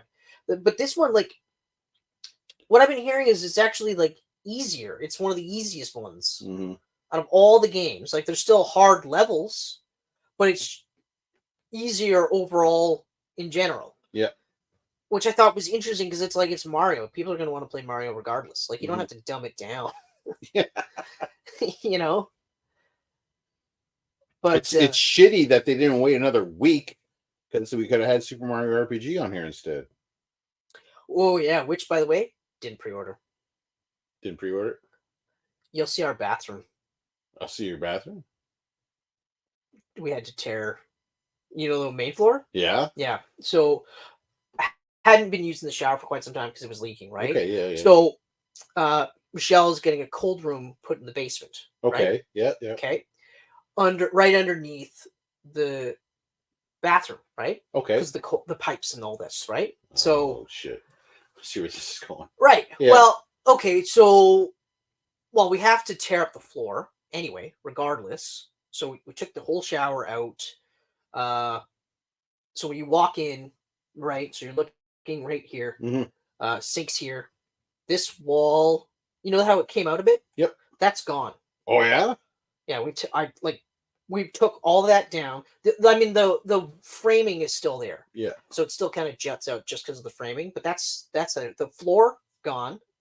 You know the hardwood floor that we have on like 90% of that main floor? Yep. It actually goes straight to the bathroom. It's hardwood in the bathroom? Yeah. Oh. Well, it's an old house, right? Yeah, I guess it makes sense. We think now that was actually possibly a pantry. Oh. Because where that gutted out, It actually looked like that might have been a door. Okay. And then they just retrofitted it to be a bathroom. Okay. Right. So yeah, so it's pretty gutted. The floor is like, there was like 2 sets of vinyl tiling. So it's vinyl, and you peel up the one, vinyl right underneath. I was like, what the are you fucking kidding me? And then of course it was like, I guess they're like that code version of the flooring, the pre-flooring. Oh, laminate? Not laminate. Linoleum. No. Although that was part of the bathroom, Okay. like part of the shower area. Regardless, Okay, yeah. I can't think of the term. You put it down before you put anything on it, like before you put laminate or tiling or anything like that. Oh, son of a bitch. We're talking about like handyman stuff, and neither of us are that handy. Yeah. That's the ironic part. There it is. Anyway. I know what you're talking about. Yesterday I would have gotten the word right now because we're on the spot. So anyway, so like now obviously we have like there's a section by the toilet that we couldn't get. So we've got like painter's cloth on there. Mm-hmm. We have a mat just in case you get your foot all jaggly. But if you guys want to bring slippers, bring them. Okay. Just be on the safe side. But yeah, so I'm like, and also I have played and beat Super Mario RPG a ton of times. Yeah. Okay. I do have it on the Nintendo Switch, and I also have it on the Nintendo Mini. Right. Yes. Right. The Mini, but yes. So, actually, no, I don't have it on the Nintendo Switch. That's right. You can't get it on the Nintendo Switch. Right, because it's square. Right. But until now. Yeah, until now. Yeah. Now you can. Yeah. Okay. So I was like, $80. Maybe I'll It's not going to sell out. No. It's never going to go on sale. I was going to say. It's a Nintendo game. It's only ever going to be $80. It'll still be $80 a year from now. Yeah. So yeah. I'm okay. Yeah, I can wait a little bit, even though it looks absolutely incredible. Yeah. And the tweaks that they've done, like in making it so that you've got like triple text, like 3 guys can do a move and you build up to it. Like there's a meter, like there's so many fucking things. And it's like the gameplay already was amazing. Yeah. And like it's still one of my favorite video games, period, of all time. So I'm begrudgingly going to wait. Also because just in case she watches, I've got a present for my wife in mind, which is also $80. So it's Super Mario RPG. No, you know what? No, and I never even thought of that. I never even thought like, hey, why don't I get my wife a video game that she's would never ever fucking play ever, and probably look at me like, are you fucking kidding me? Why don't you just give it to yourself? Cut out the middleman. It's a gift to you because that is going to keep me away from you. See? Yeah. So no, but so I hesitate. I'm not going to say it now. Obviously, when we shut the Camcast off, I'll tell you what that is. It's kind of funny why we have to go this route, but it makes a lot of sense when I explain it. Very well. You'll never know. That's right. So anyway, getting back to so this Baldur's Gate's going in the bag. I'm saying Baldur's Gate. They're cleaning house. I'm saying Baldur's Gate. It looks incredible. Exactly. The reviews are insane. I've never, ever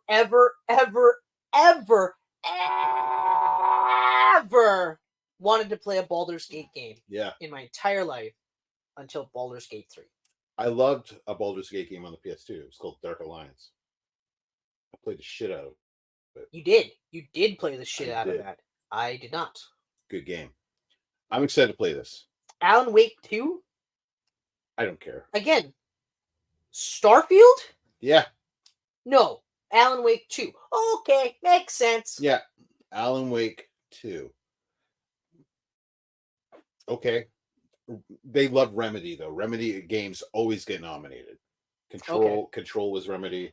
Oh, yeah. Quantum Break was Remedy. Yeah. They do actually really like Remedy. They do. And you know what's funny, too, is that, like, Control is part of the Alan Wake universe. Yeah. Yeah, it is. Yeah. I mean, it looks cool, but Game of the Year, I don't know. To me, Spider-Man 2, yeah. Spider-Man 2, I can see that one, but I agree. Baldur's Gate was the one I was looking at. Baldur's Gate. Baldur's Gate. was the Alan one. Wake is too new. Resident Evil 4 shouldn't be It's- on here. Yeah, it shouldn't be on there. You want to have 2 Nintendo games? Okay, Zelda for sure. I would have put Pikmin 4 on there instead. If you're gonna have another Nintendo game, because that was this year too. Yeah, and also that one was like crazy reviews. Yeah, that was crazy solid Yeah. reviews. I mean, but it's niche. So I've never. don't- Wow. Yeah. Actually. Yeah. That makes sense. So yeah, game of the year, Baldur's Gate. That's my vote too. Baldur's Gate. I don't even need to play it to know that's gonna win. Yeah. Oh. I got my mindfulness reminder Oh yeah. because I signed up for the Calm app. Yeah. So that I could start to learn how to meditate properly. Also to limit how much I use this. Mm-hmm. Believe it or not, I Is put it a working? time limit on Reddit. Ah. So after 2.5 hours, so the entire day, I can no longer access it unless I shut Interesting. off the feature. But still, I tricked you. I'm hoping that I'm not like, okay, well, anyway, Yes. switch off. Yeah. So anyway, the mindfulness reminder today: radiate loving kindness near and far. I like that. So this is how I'm going to radiate loving kindness to you because we're so near. Mm. I'm not going to fart. Thanks, buddy. Oh, you're I welcome. appreciate you not putting your Especially- particles in my nostrils. Especially after what we talked about. Oh. Okay. All right. So now we get to talk about the games of the year for us Yep. that we played this year. And we really haven't played too many new games. I played 0 new games. Not one, eh? Not one. You haven't got around to Dredge yet? Right now, Yeah. honestly, I'm doing this move where I go, do I do Dredge, which at most, so it's $35 Yep. for at most an 18-hour game. Mm-hmm. And that's like 18 hours, get everything. Right. Max it all. Okay. Or for the exact same price, I check out Chained Echoes, which I've been wanting to check out for since like a year ago, since it came out. Right? Yep. Or do I go $45, skip Chained Echoes, and go Sea of Stars? Because Sea of Stars is the one I want to play the most. I played Sea of Stars. And? It's pretty cool. It feels like a classic game because it's on Game Pass, so I tried it out. Yeah. It looks. Yeah. But it looks Visuals are awesome. fucking incredible. Yeah. Now, granted. As soon as I was playing, I was like, "Oh, Chris is gonna love this." Yeah, no. Yeah. I've seen like in the last couple of years, like even Chained Echoes was one of those ones that were like, it's the Chrono Trigger, and I was looking at them like, okay, like I could see why you would say that. But I'm not necessarily getting Chrono Trigger vibes from that. 3 seconds of Sea of Stars, and I was like, no! Oh man! Oh my god! Oh! So yeah. Maybe you should stay away from it. I don't want you to hurt yourself. Maybe I want to. Maybe I need to. Maybe I need to. Eric said I deserve it. So that's so- kind of where I'm at That's now. yeah. Having said that, though, I mean, because I've looked like Ease 9 Monster Nox is still up there, like the $80 mark. So I'm like, I can fight. I'm good. I can wait for you. I think that was pretty much the only ones that I was like, oh. So I think ultimately what I'm gonna do, because there's also Disco Elysium that I also want to check out. Yes. Too. That's still a little pricey right now. That's in the $60 yeah. mark, the Final Cut one, and I'm like,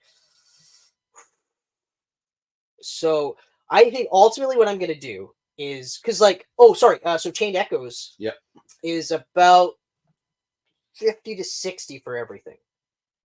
It's a pretty tight game. There's only like 10 side quests. Yeah. And the side quests actually help flesh out the party member story. Okay. So again, That's really not that bad. yeah. So I'm like, It's not bad at all. but also at the same time, there's still Octopath Traveler 1 and 2. Yep. There's also It's been a killer couple years for RPGs. yeah, but also the HD 2D shit is just incredible. Like whoever thought that up is a fucking genius. What is it? Star Ocean 2. Yeah, guy I work with just bought that, and he says it's insane. Yeah, It's so good. I played Star Ocean back in the day, but because, and it's funny, they did this thing. So it's an action RPG, right? Yeah. But they do cut screens. So like you see bad guy on screen, then you go to a cut screen, and then you move around because it's an action RPG, right? Right. I think I was like 13-14-year-old Chris. That threw me for a loop. I was like, I don't know how. And also because like it wasn't a Final Fantasy game, and it wasn't like a Breath of Fire game, because I also loved Breath of Fire. Yeah, they haven't made one of those in a while. Well, Dragon Quarter was garbage. Yes, that's right. Garbage. Also, not really a Breath of Fire game. No. Like, yes, it had Ryu, and yes, it had Nina, and yes, there was dragons in it. But no fire. Well, I mean, they're dragons, so they breathe fire. Unless they're ice dragons. Okay. Yeah, you got me there. You got me there. You did. Hey. You did. Hey. Nice. Very nice. Also fuck you. But like I couldn't wrap my head around it. There was too much. It was too good for me. I wasn't ready. I was the problem. I was. I will freely admit that at that point in time, I was. I just couldn't wrap my head around it. Right. So I didn't bother checking it out. Now that it's out and it's remastered, like remade, it looks incredible. Yeah. Oh yeah, it looks great. Plus, there's a shit ton of quality life improvements. Blah blah blah blah blah. Yeah. David Vink shit his paint. All right, I guess creamed his jeans over it. I don't know why I said it because he's gay. Because I literally creamed my jeans over. Creamed his jeans. See stars, but sorry, David. Although to be fair, he might have. He might have. I'm gonna stop.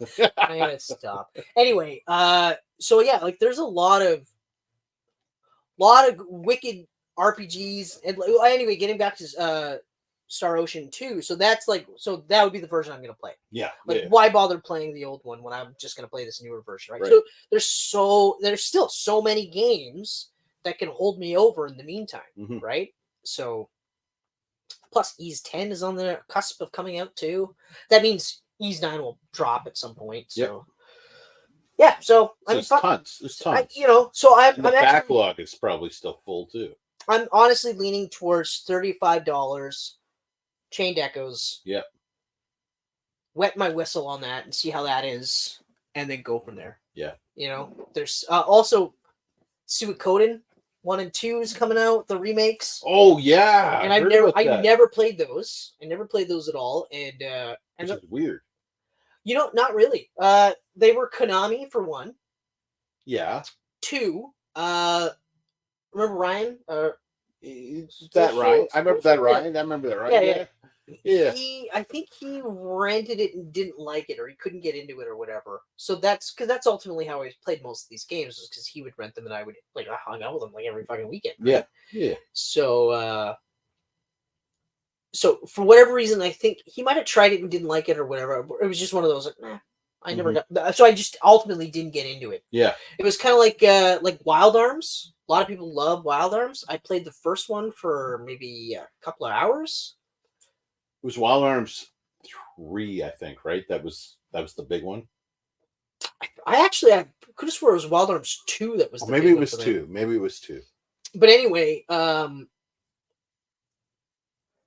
would play for a couple of hours. I think he might have just rented it and just didn't like it or whatever, or something like that. I can't remember exactly. But there was a couple of games like that where he would rent it or buy it or whatever. And then also his mom had questionable people coming over, so they frequently stole his games to sell them. Yeah. Right. So like Legend of Dragoon, a lot of people, that was a hit or miss. I hated it. Absolutely hated it. But I felt bad for him because he really, really liked it. And it was one of those like 3-disc games. Yeah. And so he had disc 2 in the system 1 and 3 in the package, or the yeah. So they took the case. That's the word I'm looking for. They took the case. So he beat. Obviously, he got like 2/3 of the story. The final fucking disc. So they took 1 and 3. So I was like, "Are you kidding?" He actually, because when he liked a game, when he really liked a game, he bought the walkthrough for it too. Oh yeah, and he bought the walkthrough for that one. He was furious. I think it was the only time I came over, and Chris, this is before cell phones, right? So it was like, hey man, yeah, I'll be over in like an hour or so, because I had to bus or walk, right? Yeah. So I was like, yeah, I'll get there whenever I get there, type of thing. And when I got there, he was just like, what the fuck? Where the fuck is this fucking game? And then he was just like, he just kind of stopped, and then just was like, Mom. And she's like, yeah. And like the whole time he's like yelling and swearing about this game, and she's fucking hiding in her bedroom or whatever. She's not even saying like, hey, do you want me to help? Look for it or whatever. He's like, well, your buddy was over the other day. Was he in my room? And she's just like, well, no. And he's like, something he didn't say really, but he's like, because again, we're talking about that Ryan. So it wasn't like a linguistic expert or anything, but he just went, no. He goes, okay, yeah. Was he in my room? And she goes, no. And then he goes, are you sure? Something like that, are you sure? Really? Something like that. And she went, well, I don't know, because I mean, I went to bed and he was gone when I woke up. And he went, you have to stop bringing fucking friends over that steal from us. And then that was it. Like, he just was like so fucking furious. And then he's like, I need to go for a walk. So we just went for a fucking walk, because why would I? Yeah, well, yeah. I didn't go there to hang out with his mom. So the guy went in there and just stole the one game? Stole a couple of games. Okay. But it sounded like later when I thought about it, it was like, it must have been through the course of a couple of times the guy was there. Yeah. So then it was now because he, like I said, he stopped and he was making a connection. You know, every time your buddy's here, one of my games goes missing. You know, and it dumb shit like that. Like, it wasn't like, it was just sitting there by the control, like console. Yeah. Open, because he doesn't give a shit, right? Steal that, but leave the console. Well, because he's coming back, right? So he can't. Like, I mean, sure, she's asleep, but that's a lot more noticeable. It is. You can't. And I'm just picking your name out of my hat. You can't be like, hey, Kyle. I don't want to sound like an asshole or anything, but did you take my son's PlayStation? Yeah. And his TV? And all his games? And my son? Yeah. And my son? No. Well, you're holding a PlayStation. Next time we come over, I would just be like, here's the second disc. You're probably going to need it. No, it was... Oh, yeah, I guess. Yeah. No, that was the last time. Like, she never brought that guy around ever again or anything like that. Now, to be fair, it's not like the thievery stopped. Yeah, well. I mean, she was just looking for love in a certain place with a certain type of guy, and these things just happen, Happens to the worst of us. Although the other theory was she was doing it. She was pawning his games. Yeah. Yeah. And either one is believable. Mm-hmm. Yeah. And I'll have to say, though, I mean, to be fair, she did kind of throw the guy under the bus out, because after she's like, well, gotta stop inviting him over. And she's like, okay, I won't. It still went missing. And I don't want to imply that she was. I don't make it sound like she was a saint. That's basically what I'm getting at. Yeah. Not a terrible person by any means, but closer to. But pretty far from a saint as well, yeah. Yeah, they're not meeting in the middle. Like, it's not like 50-50. Definitely a 70-30, 80-20 situation. I'm going to say more of a 45. Oh, well, you're being pretty kind with that. Well, she helped me out a lot. Oh, okay. She didn't have to. Okay. She helped me out a lot. Did she give you some PlayStation games? No, we didn't even have. Because to be fair, she wouldn't have given them to me. No, She would have charged me for them. Oh, you bored? Yeah. Oh, great. Coincidentally, missing one disc. Weird. Also, the second disc out of a 3-disc game. Weird. Very weird. Imagine if we would have took the console, he would have only got the second disc. Yeah, but then you would have got a PlayStation. Yeah. Anyway, you got the middle of a game. Yeah. But remember, though, that was also during memory cards. Yeah. Oh, man. So even though, you have disc 2. Yeah. I mean, to be fair, he could have rented Legend of Dragoon and, Yeah. beat disc 3 with his memory card. But regardless, fucking memories, eh? Fucking memories. Anyway, so that was an example of another RPG that I just couldn't get into. Give it another shot now. No, never. No, never. Never. The story wasn't even good enough for me to. Did they relaunched that too a couple of years back? Didn't they? No, I think they just did a remaster. Oh, remaster. Okay, like they did with Chrono Trigger. It's only within the last couple of years, like the last 2 years, that they're looking at remaking these games. Well, because Final Fantasy VII was such a hit. You know what? I think and Capcom's been killing with. I was just gonna say, I think it's the Resident Evil ones. Yeah. That really started to make them go, wait a minute. Okay, because they've been talking about Final Fantasy VII for about a decade. Years. I think it was, I want to say 2013 was when we first saw the first like screenshot. Yeah. And even then, that was just a screenshot. They were still talking about 5 years before that. Oh yeah. That's right. That's right. This was the first forever. time that they actually said, "Here, now you got something." And of course, it was like, right.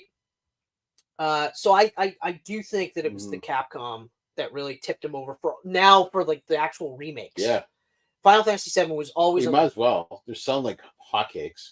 Also, fucking Resident Evil 4 is a Game of the Year nominee. Yeah, exactly. Right? But also, the other thing too is like, if you think about it, I look at it like for RPGs especially is like, yes, I know a lot of the RPGs are skewing towards the action RPG. Yeah. Because that's an easier sell. Yeah. But some of these, like Octopath Traveler, smash success. Mm-hmm. And it's not even a remake. It's even a totally hilarious name. Totally new IP. Yeah. Yeah. And turn-based. Yep. Now you've got all these remakes. I honestly think Super Mario RPG and Sea of Stars, or Star Ocean, sorry, are the two big ones that are really going to set the stage for us to see. Because, like, they were talking about Dragon Quest 1, 2, and 3 for the last little while. And like, the pixel remasters for Final Fantasy. Mm-hmm. Okay. I think we're going to see a lot more of the ground-up HD 2D remakes more Which than anything. Which is smart. Oh, fuck. I mean, it's easy money. Might as well. Yeah, it's dumb how stupidly easy the money is, because you got guys like me that grew up with that shit that's like, yep, boom. Mine. I want it all, right? But you could also hook some kid, like maybe even like guy like me, their kid is like, oh, that's really cool. Exactly. It's not as garbagey like my dad's games. Yeah. My dad was like shit. Because you go back and play those old games, and unless you're playing them on an actual Super Nintendo or a really good, not an emulator now. I mean, the way they do it on PC now. Oh yeah. Yeah, like through Steam and shit like that. Yeah. That's it. Like, but it's still like you got to look at graphics. Yeah. You know, and I was thinking about this not too long ago. Like for us, like we're like Nintendo, and we're like Super Mario Brothers 1. Yeah. Or it was just Super Mario Bros. Yeah. And you're just like, oh, you're like, oh, this is amazing. Now you're like, oh, they're rough. Oh God, they're horrible. Yeah. But some kids grew up with Legend of Zelda 64, which even for us, like we look back and go like, that's pretty rough, but that's pretty fucking great. Like you look at first Zelda. Yep. And you're like, This is horrible. It's not as bad as Atari Oh, sorry. Oh. or in television. And I know because I had that. Yeah. Oh boy. But yeah, so like I thought it's kind of interesting. Like I never thought of it, but the generational kids that are like, because of course you had kids that grew up with Atari. Yep. And you see Nintendo, and they're just like, what? This is what we could have been playing. Yeah, I know. And now we're looking at like Baldur's Gate graphics, where you're just like, even Starfield. Like again, how is Starfield not on the fucking list? Yeah. Okay, to be fair, I was never gonna. I shouldn't say never, but more than likely never gonna play Starfield. Mm-hmm. Okay, but critics generally liked it. Players, I enjoy the hell out of it. I've put like 12 hours into it already. Really? Yeah. Wow. Yeah. It's you were the first person RPG, bro. Yeah, it's I don't know, like I love the setting for one thing. I love the whole That's the thing. The whole space aspect. I know. That talks to me a lot more than Elder Scrolls or Fallout. Oh, I'm in the same boat. Yeah, like both games, like, and sorry to cut you off, but yeah, you'd think with Elder Scrolls for me, but like I'm really weird with my RPGs. Yeah, like I don't know. Actually, no, I do know it's the first person aspect that really kills it for a lot of these games for me. But you can switch to third person now. I know. Like it's not just first person anymore. That's crazy cool. And like I haven't had a single hiccup in 12 hours.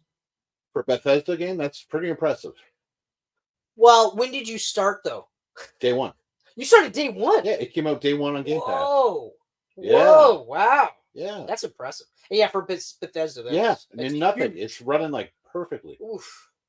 So yeah, I'm enjoying the hell of it. It's insane that it never got nominated.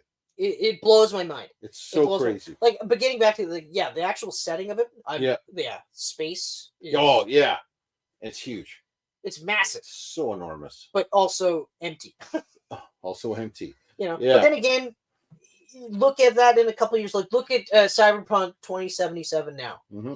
Right now. Yeah. I'm like, yeah, I can see myself playing that game. Yep. I can actually see myself playing that game. I'm interested now with that new story with Idris Elba. The new story plus a million patches. Yeah. Like, now this is the game that you should have got in the beginning. Exactly.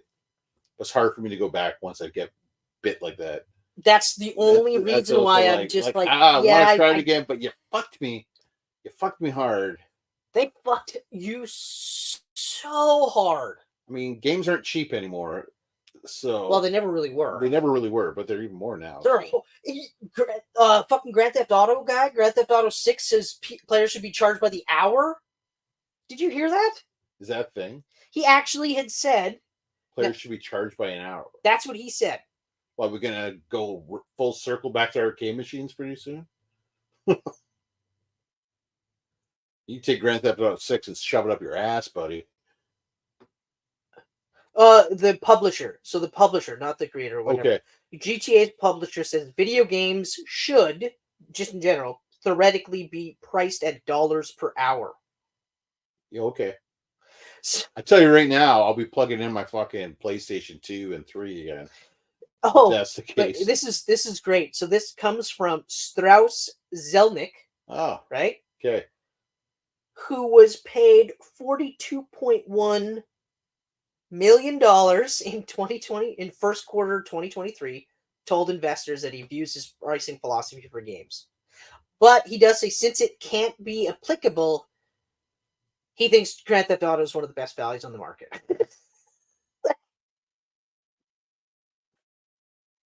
Yeah.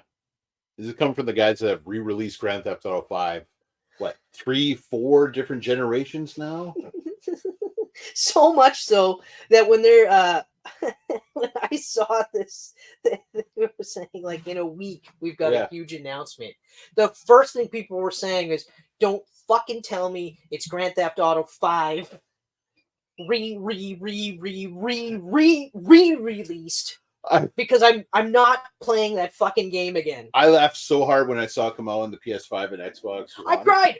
I absolutely cried. I was in the same boat. Adrian and I are like 10 years together this year, and we played that game on the day before my wedding. I was gonna say, like, it blows my mind. 10 years ago, we were playing that game. And also, you know what? Strangely enough, it looked incredible then. Yeah, it really. Why? It also still looks incredible. It still does. But Jesus fuck, guys. Yeah. And then, like, for this guy to sit there and say, like, games theoretically should be paid dollar by the hour, you should priced by the hour. Like, fuck Yeah, you. you saying that is a really good way to get no one to buy GTA 6. Because they're gonna be like, there's gonna be microtransactions. It's the guy saying that. It's not quite as bad as the one dude the fucking the idiot that a lot of people use the game engine and that Unreal. Unreal, the Unreal yeah. Yeah, and then he was just like, so we're gonna Cliff Bleszinski or something like that. Yeah, yeah. he was like, we're gonna do a new pricing model, and we're gonna bill you for a whole bunch of shit that we never billed you before. And they were just like, oh, okay, no, yeah, no. And then everyone talked about it, and then all of a sudden he was just like, oh, hey, sorry, no, we're not gonna do that now. We're not. We changed our minds. We've rethought our strategies and blah blah blah. And it's like, it's too late, buddy. There's nothing you can do now. There's no way you can put save it out there. There's no way, because at this point now, if a company went with them, what's to stop them from retroactively out of nowhere just going, oh yeah, by the way, check. Mm-hmm. We're in now. Yep. Right? Yeah. Okay. So he fucked himself so bad. That's an asinine thing to say. Absolutely asinine thing to say. Yeah. Also, even Grand Theft Auto 6 does come out. I haven't played a Grand Theft Auto since San Andreas. Those games are not for me. No. Red Dead Redemption, I loved that game. I haven't even started Red Dead 2 because of all the things I've heard about it. The controls suck. Like, the absolute worst controls. And like, I thought that was weird because it's like, Grand Theft Auto controls in general aren't the greatest, but they do get better. And I loved Red Dead's controls. I thought they were awesome for the most part. There was a couple of times I'm like, fuck this shit. But overall, loved it, beat it, right? I'm never playing Red Dead 2 just from all the things that I've heard. I'm like, there's no way I'm going to enjoy this. There's no fucking way. No way. Fuck this shit. Yeah. Just Rockstar is not for me. They're not for me. Yeah, no, I agree. They got me with Red Dead. That's it. And like San Andreas, I didn't even beat. Yeah. I beat the one. Just right back here and just go sleep. One section, the first main section, main hub. I beat that part, and then after that, I was like, well, I was also coming off the train level. Yeah. And and also that stupid forklift level. I really hated that one. I really that was garbage. Really fucking hated that level. Yeah, I bought 3, played shit out of it, got bored, never beat it. Bought Vice City, played it for a while, got bored of it, never beat it. Yeah. Bought San Andreas, maybe 10 hours I played. And then I was like, why did I keep buying these games? They never end, and they get boring. Yeah. Yeah, I remember Grand Theft Auto 3, I remember playing that one. Ryan bought that game. Right.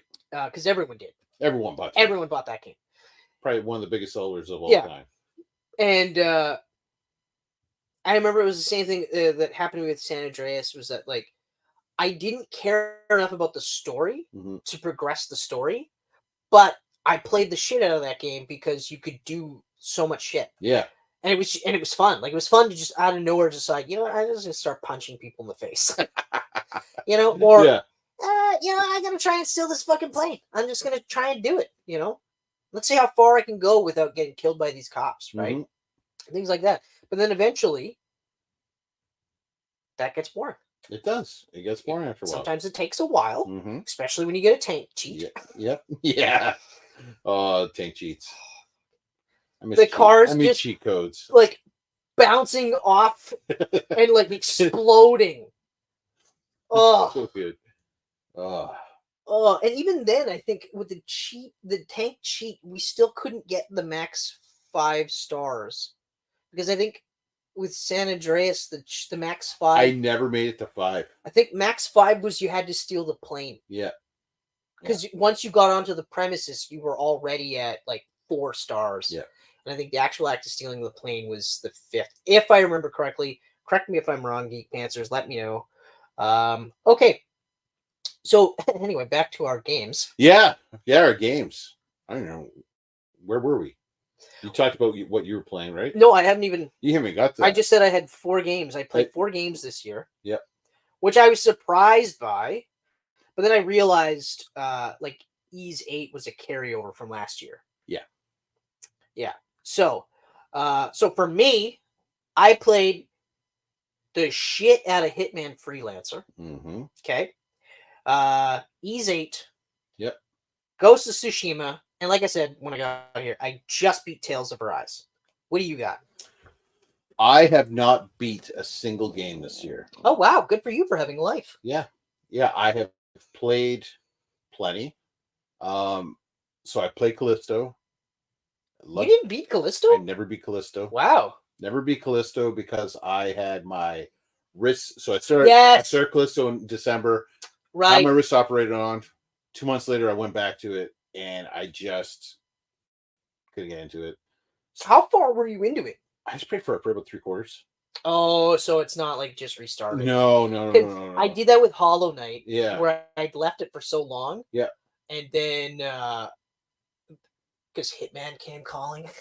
And then I went back to it. It often does. Yeah, and I went back to it. And I was like, oh, right. Because of course you have to adjust to relearn controls everything. And then also that game's mechanics, right? Yeah. And then of course, like with Hollow Knight, it's not an easy game to begin with. So then where I left myself, it was like, fuck. So I tried playing it, and then I was like, I could restart it. Mm-hmm. But I would say I'm probably about maybe 60 to 70% finished. That's a huge chunk to start over. That's a big chunk. So now I might never ever beat it. It might. I get that. It might just be in the annals of games that I have not beaten. Yeah, because my issue was with Callisto, I'm at this tram type deal where it goes through these tunnels, and these creatures just keep piling on you, and you have to use your telekinesis type power and pick them up and throw them off the tram. Okay. I don't have enough battery life on my telekinesis on my glove because every fucking thing I read for this game was, as soon as you get credits, just put it all onto your power stick. You want everything on that. Oh. So now I have to go back 2 hours to get enough credits to power up this power. Now hold on. That's not even a long game, is it? No, it's not that long game. What? But 12 hours? You don't get the chance to upgrade very often. No, sorry. I apologize. What I'm getting at is like 2 hours in a 40-hour game, not as bad. Right. 2 hours in like a 12-hour game, that's a huge chunk of time. I think it's longer than 12. I want to say it's like 18 to 20. I was going to say, I don't see it being any more than 25 with everything. To beat Callisto. But even then, 18 to 20, 2 hours is a nice chunk. It's a nice chunk. And it's just like, yeah. When focusing on the main objectives, okay, I wasn't doing that. When you want to do everything 15 and a half hours. Oh, so I got to go back 2 hours. At least. Still. It's just. You know what? And the other part is that, and this is like Hollow Knight too, is that when I was playing the game, I was in. As soon as I left it for a significant amount of time, I was okay leaving it. Yeah. It didn't stay with me, which is weird because I raved about it. And I still think it's a great game. Mm-hmm. It is one of the best games I've ever played. It's just, I don't know. You know, maybe I was... maybe I was getting too cocky by trying to play a really hard game, you know? I do think... It happens. Yeah. It's just, it is tough when you're in that position where you're like, you're so deep into it that you can't. Like, to restart, maybe we'll say 60%, even at 60%. That's a long time. That's a It's a long time, especially when it's that 100 hard. Okay, 120 hours I've sunk into this game. Oh fuck, man! That's, See what I mean? That's way too much. There's I'm no having fucking trouble 2 hours on a 15-hour game. Yeah, there's no Yeah, fucking way. no Like fucking that's what I way. mean. There's no fucking way. No way. But your 2 hours in this game might as well be like 60 hours in my game. I could easily do it and go do it. You just don't want to. I just don't want to. And Yeah. like I have such a huge backlog. I've kind of just been picking and playing little bits here and there all year long. Like Okay. I put in Ghost of Tsushima again, obviously. Well, I'm going to say this though, and this really helped me. Yeah. Is picking a game. Yeah. And then playing that game. Yeah. And not doing anything else. Like, okay, the freebie games, if I want them, then I'll take them. Mm-hmm. But then I just leave them. Yeah, I don't start. I don't even look at them, and then I go, okay, because like I mean they're free. So as long as I have the subscription, then it doesn't matter. I can pick it up whenever or never. Mm-hmm. They're free. Who fucking cares? Yeah. Well, Just technically, sit there forever. Technically, they're free. Yeah, wow. I pay a subscription fee. Once I stop playing, I can't access that free fucking game. All games are gone. Yeah. Technically free, but anyway. Yeah. So I touched on Last Guardian. Yep. So I played some Last Guardian. Oh right. Yeah. Oh, fuck, man, that's. And it's awesome. I think I'm gonna go back to that next and get that. Oh, done. sorry. In my thought, pick one game and play that game. Yeah. And then decide whether you're going to beat that game or not. And if you're not going to beat that game, go on to the next one. Move on. Yeah. Yeah. And go so far as to delete it from your hard drive. It stays on your library anyway. Oh yeah. So just free up some fucking space. Hey, that way it's not on your dashboard, I guess is what I'm getting at. I've been doing that actually on and that's the other thing. I had Game Pass now on my Xbox. Yeah. And new games are always popping up on there. And so much of my time just goes like, I'll play this for a little bit, see what it's like. And then if I like it, I keep it on my hard drive. If I don't like it, I delete it right away. Yeah, but see, like if I had Game Pass, I'd be in the same boat. I'd be in the exact same thing. It's hard because it's like Netflix with video games. Because I was even looking at like because I'm on the essential tier. Yeah. Which was basically the middle one. Yeah, which was just your regular PlayStation. Yeah. Like I get the free games. But you don't get the classics and the that's right. cloud save. That's right. And all that's that right. shit. That's I'm like bare bone. Like I'm the minimum. Yeah. I look at what's the extra. The extra is the next tier. Mm-hmm. And there's all those, and then they have the rotating games that are free. Yeah. Because of that, and there's always like, and then of course the bump to the top tier. It's not that far. No. Once you go to an extra, you know the reality is extra is literally just to get you to the next step. Yeah. Because by the time you mentally prepare to pay that much a month, you're like, yeah, but for like $5 more. Mm-hmm. Mm-hmm. I know that's $60 extra a year, but that doesn't mean anything right now. Yeah. For $5 extra a month, I'll go top tier. So top tier. I did beat one game this year. Oh, Stray. Oh, that's right. You did. Stray's the one game I beat this year. That's right. You did. Great game. Yeah. You know what? It's funny. I was looking at that the other day, and I literally was like, you know what? I think I'm gonna wait until you're free. Yeah. I think I'm definitely gonna wait till you're free. I actually went up a tier on PlayStation Plus because that was a free game. If you went up a tier, that's right. So it's like okay, so I pay a few extra bucks to go up a tier, and I get a $60 $40, game. Yeah, $50, $60. I think it was a $50 game. Yeah, that's right. It was about that, right? So. Yeah. No, that was a great game. Also, not a bad deal, to be fair. And not a bad deal. Yeah, to be fair. Not okay. Yeah. So that, and then other than that, I have played Pokemon Sword. So hold on. And new Pokemon Snap. So Callisto. Yeah. Stray. Callisto, Stray, Last Guardian.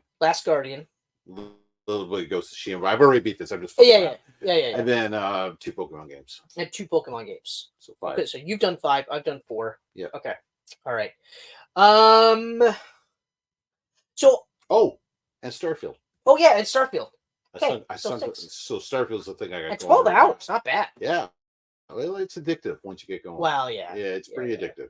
That's what I've been hearing. The gameplay loop. That's the phrase that I've been hearing a lot in the last year or so. Loop? The gameplay loop is very nice. Mm-hmm. Yeah. So I don't know, how did you want to do this? Like in terms of like, I guess game of the year for you would be Starfield. But game of the year I mean, if it came out this year, Starfield. Yeah. Best game I played this year, obviously, still Ghost of Tsushima. Yeah, even though you played for like minutes. Yeah, minutes. Couple minutes here and there. Pet a fox, shut her down. Well, okay, so I actually the way okay, so out of all the games, Yep. like I'll just say this. The game I loved the most, the game of the year for me, Ghost of Tsushima. Like that one, Oh yeah. it's the best game I've played all year. Okay. And like Freelancer, I only put it on the list just because I played the shit out of it. Yeah. But I thought you were gonna say yeast because you were all about that for a while there. we'll get to that. Yeah. We'll get to that. Okay, so real quick with Freelancer, the gameplay loop, awesome. Yep. But after a while, like once you start beating the different tiers, like there's like a predominantly stealth tier, then there's a predominantly like action-oriented tier, like things like that, right? Once you start beating most of the ones that you want to beat, Yep. like I was telling you, like I did one where like it's pharmacology, so pharmaceutical bad guys, so you're mostly poisoning them. Okay. It's a little bit more stealth based, right? Things like that. One's more espionage based, so it's literally like don't be seen, destroy evidence, only kill targets, things like that, right? After you start clearing out all those ones, well then if I don't want to play guns blazing, I don't give a fuck about that tier, you know? Yeah. And it's the same maps, so eventually you just kind of go, okay, all right. And also sometimes the randomness of the bad guys that you're like your targets were like, it was funny placements where it's like the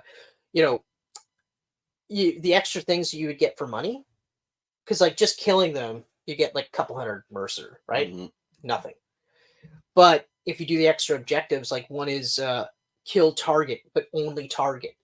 They place the target in a group of people. And then you're like, so of course the trick is how do you figure out how to do it, right? Yeah. But then you might get an objective where it's like, so say 1,000 mercers, kill the target, but don't kill any, right? Right. But then the next one, it might be like, kill target as well as like, and get as much collateral damage as possible. So then and that one's like 3,000. What are you going to do? Right? You're going to kill as many fucking people. Yeah. I'm going to take a bomb with me. I'm going to throw that bomb in that crowd. Kill y'all. Kill as many people as possible. Get that bigger one. Like, eventually you just get bored of the gameplay loop. That's just, okay. That's just, yeah. You know. And it's funny because there was a couple of guys that I watched that were like, they play Hitman regularly. One of them was like Mr. Freeze 2344, something like that. I like it. I don't watch it as much now, but I chill. I do like it. yeah, exactly. Chill out, buddy. Your name is chill out. I feel bad that he had to like go to 2344 because there was so many Mr. 343 Eventually you should Mr. go Freezes. You should just went Mr. FR33. Yeah, something. You know. Anyway, like even he had said like he beat it completely. And I was like they have it so you get 100 levels. So once you get to the 100th level, you get all the max money. You get the final suit, because I'm suit hunting, right? So I'm on like level, I want to say 70, 75, something like that. And I was like, I just can't do the other 25 levels. Yeah. Like 20, and it's not even just 25 levels because it's all experience based, right? Yeah. So I could be playing, and obviously the higher it is, the more you need, more points, right?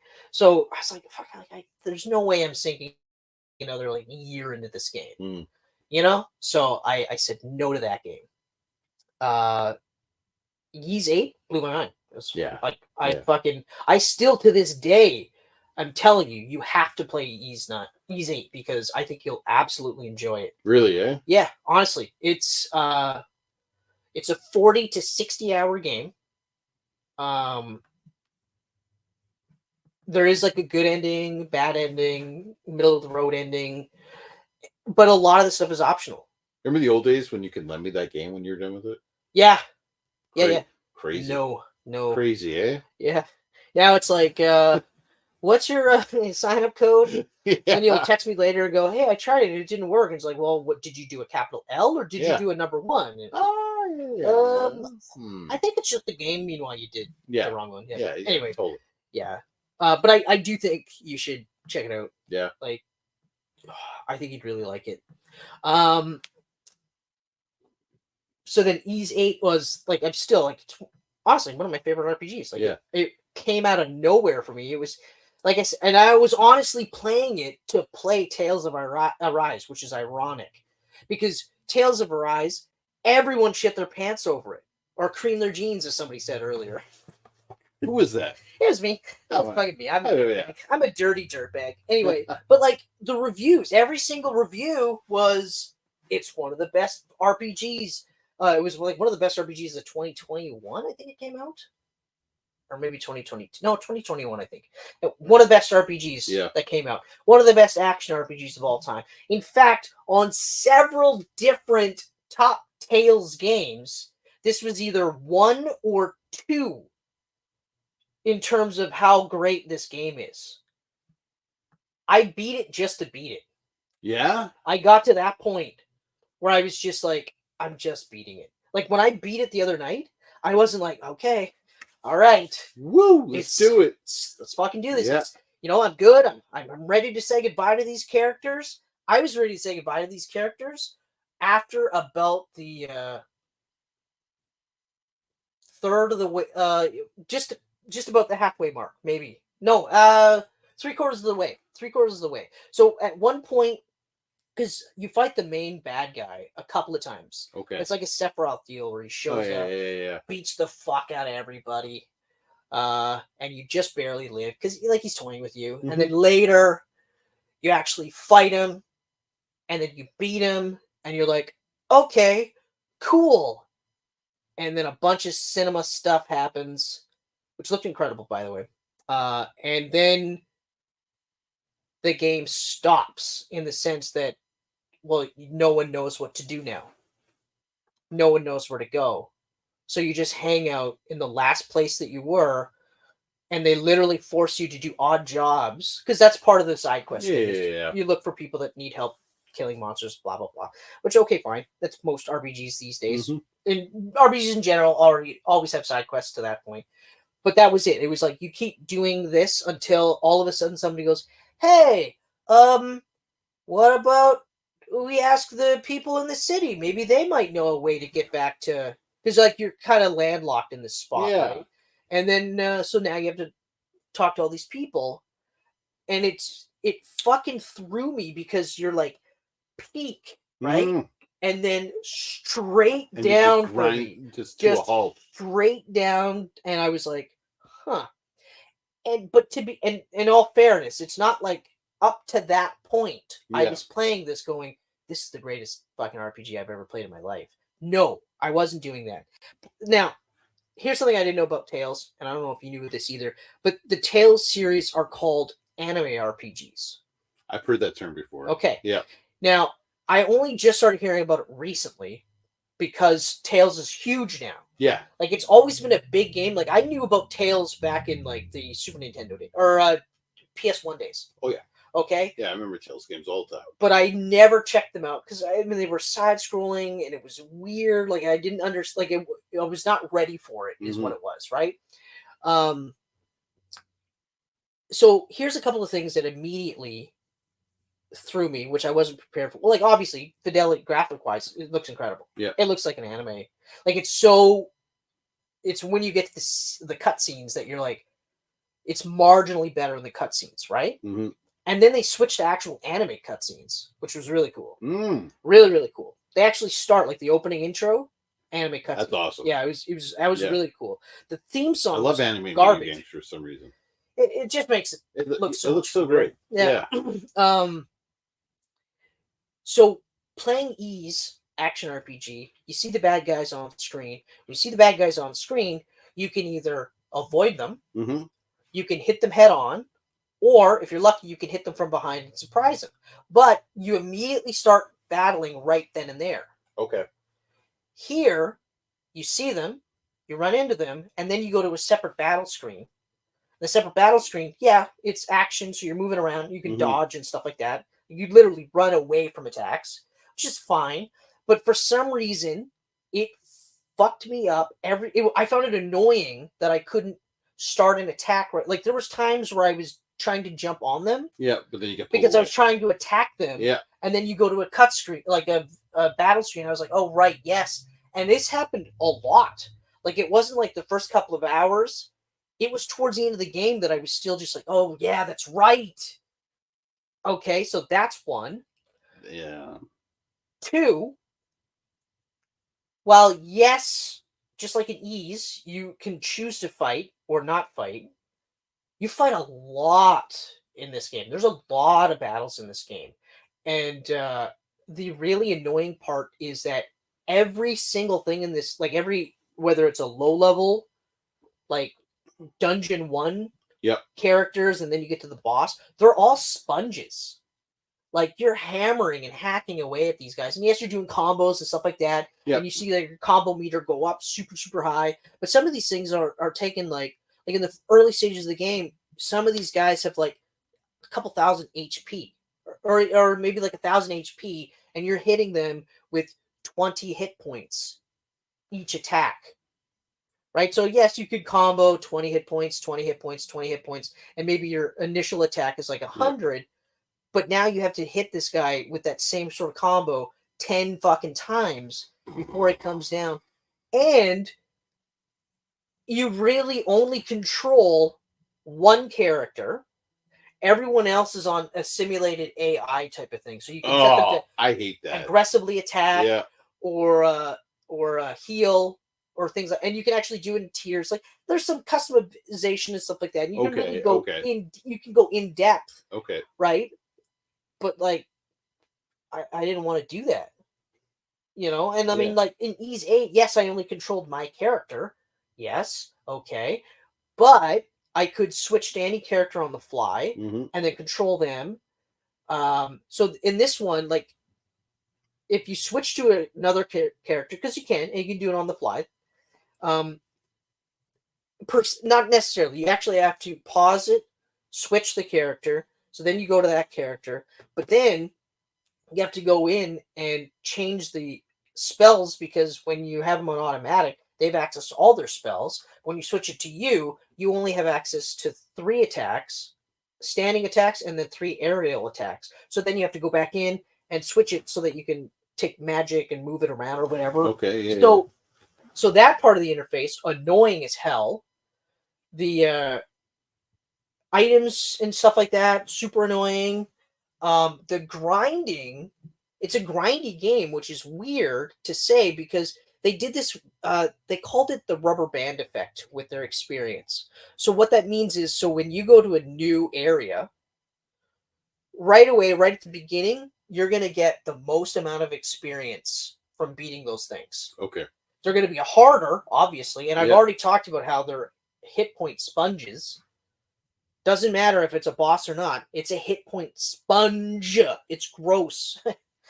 So even just a regular normal battle that should only take 30 seconds to a couple of minutes tops are now 3 to 5 to 8 to 10, depending on how many things you're fighting. Jesus. Yeah.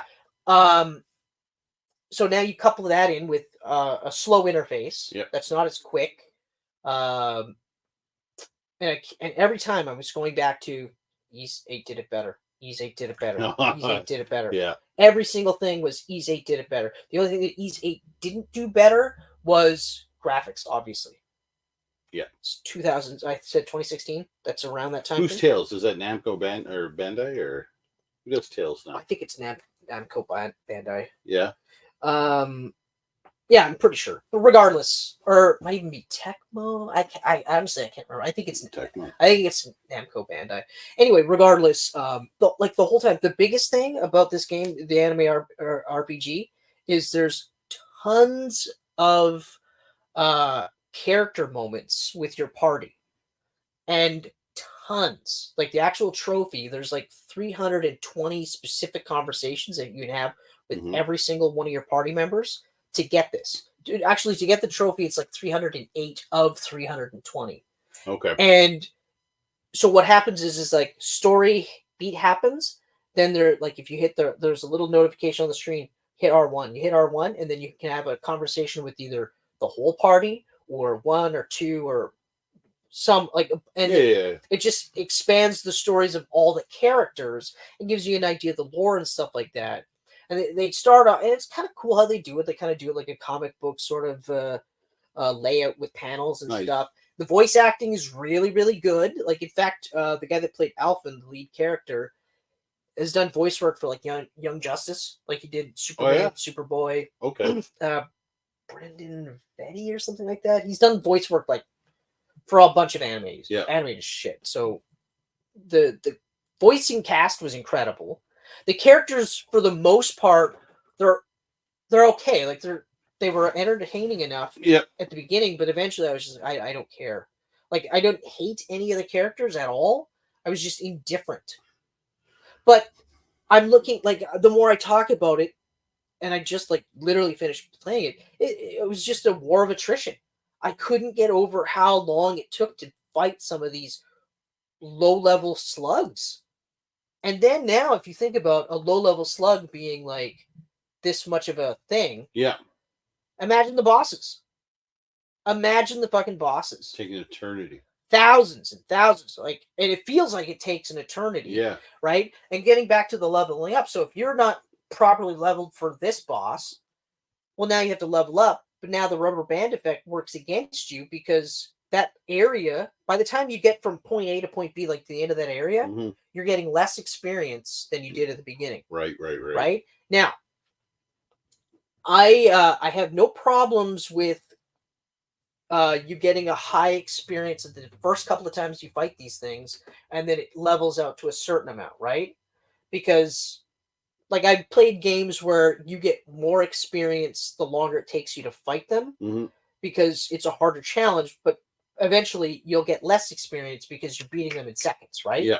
Because eventually you get to a point where your spells are just, you get area effect spells, you're just like, annihilate everybody, and that's all you do, right?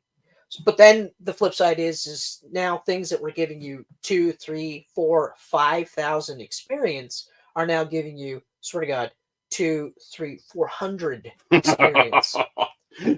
Right? It's like, what a waste. So the first couple of maybe 20 minutes to an hour in this one dungeon, you're just like experience, like you're leveling up, and then all of a sudden you're like this, and then it's like, now you ain't gonna see a fucking level, right?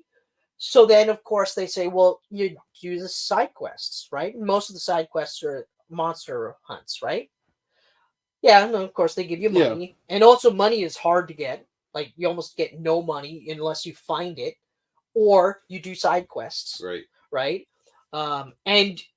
And you sell your equipment. You don't sell your weapons, because a lot of the all the weapons that you get eventually can be upgraded to better versions of that weapon. Or in some cases, you'll need one weapon to create another weapon so that you can create your final weapon, which I never did. Right. I didn't even care. There's actually one thing, like there's a spot where you can fight to get 100 experience, like level 99 or level 100 is like, and there's a thing for that. And if I loved the game, I would have done that. I would have gone to that separate side quest and just maxed the shit out of everything. Well, yeah, because you just want to take it all in. I want to take it all in. This one, like I said, and even before I got to the point where it stopped dead for me, I was already like, I really like, because all the things I've talked about, like, it was annoying that I couldn't just start the battle right then and there. Right? If that's a Tales thing, fine. Okay. The story stuff, I was doing it just to get that thing. Which I never even got, by the way.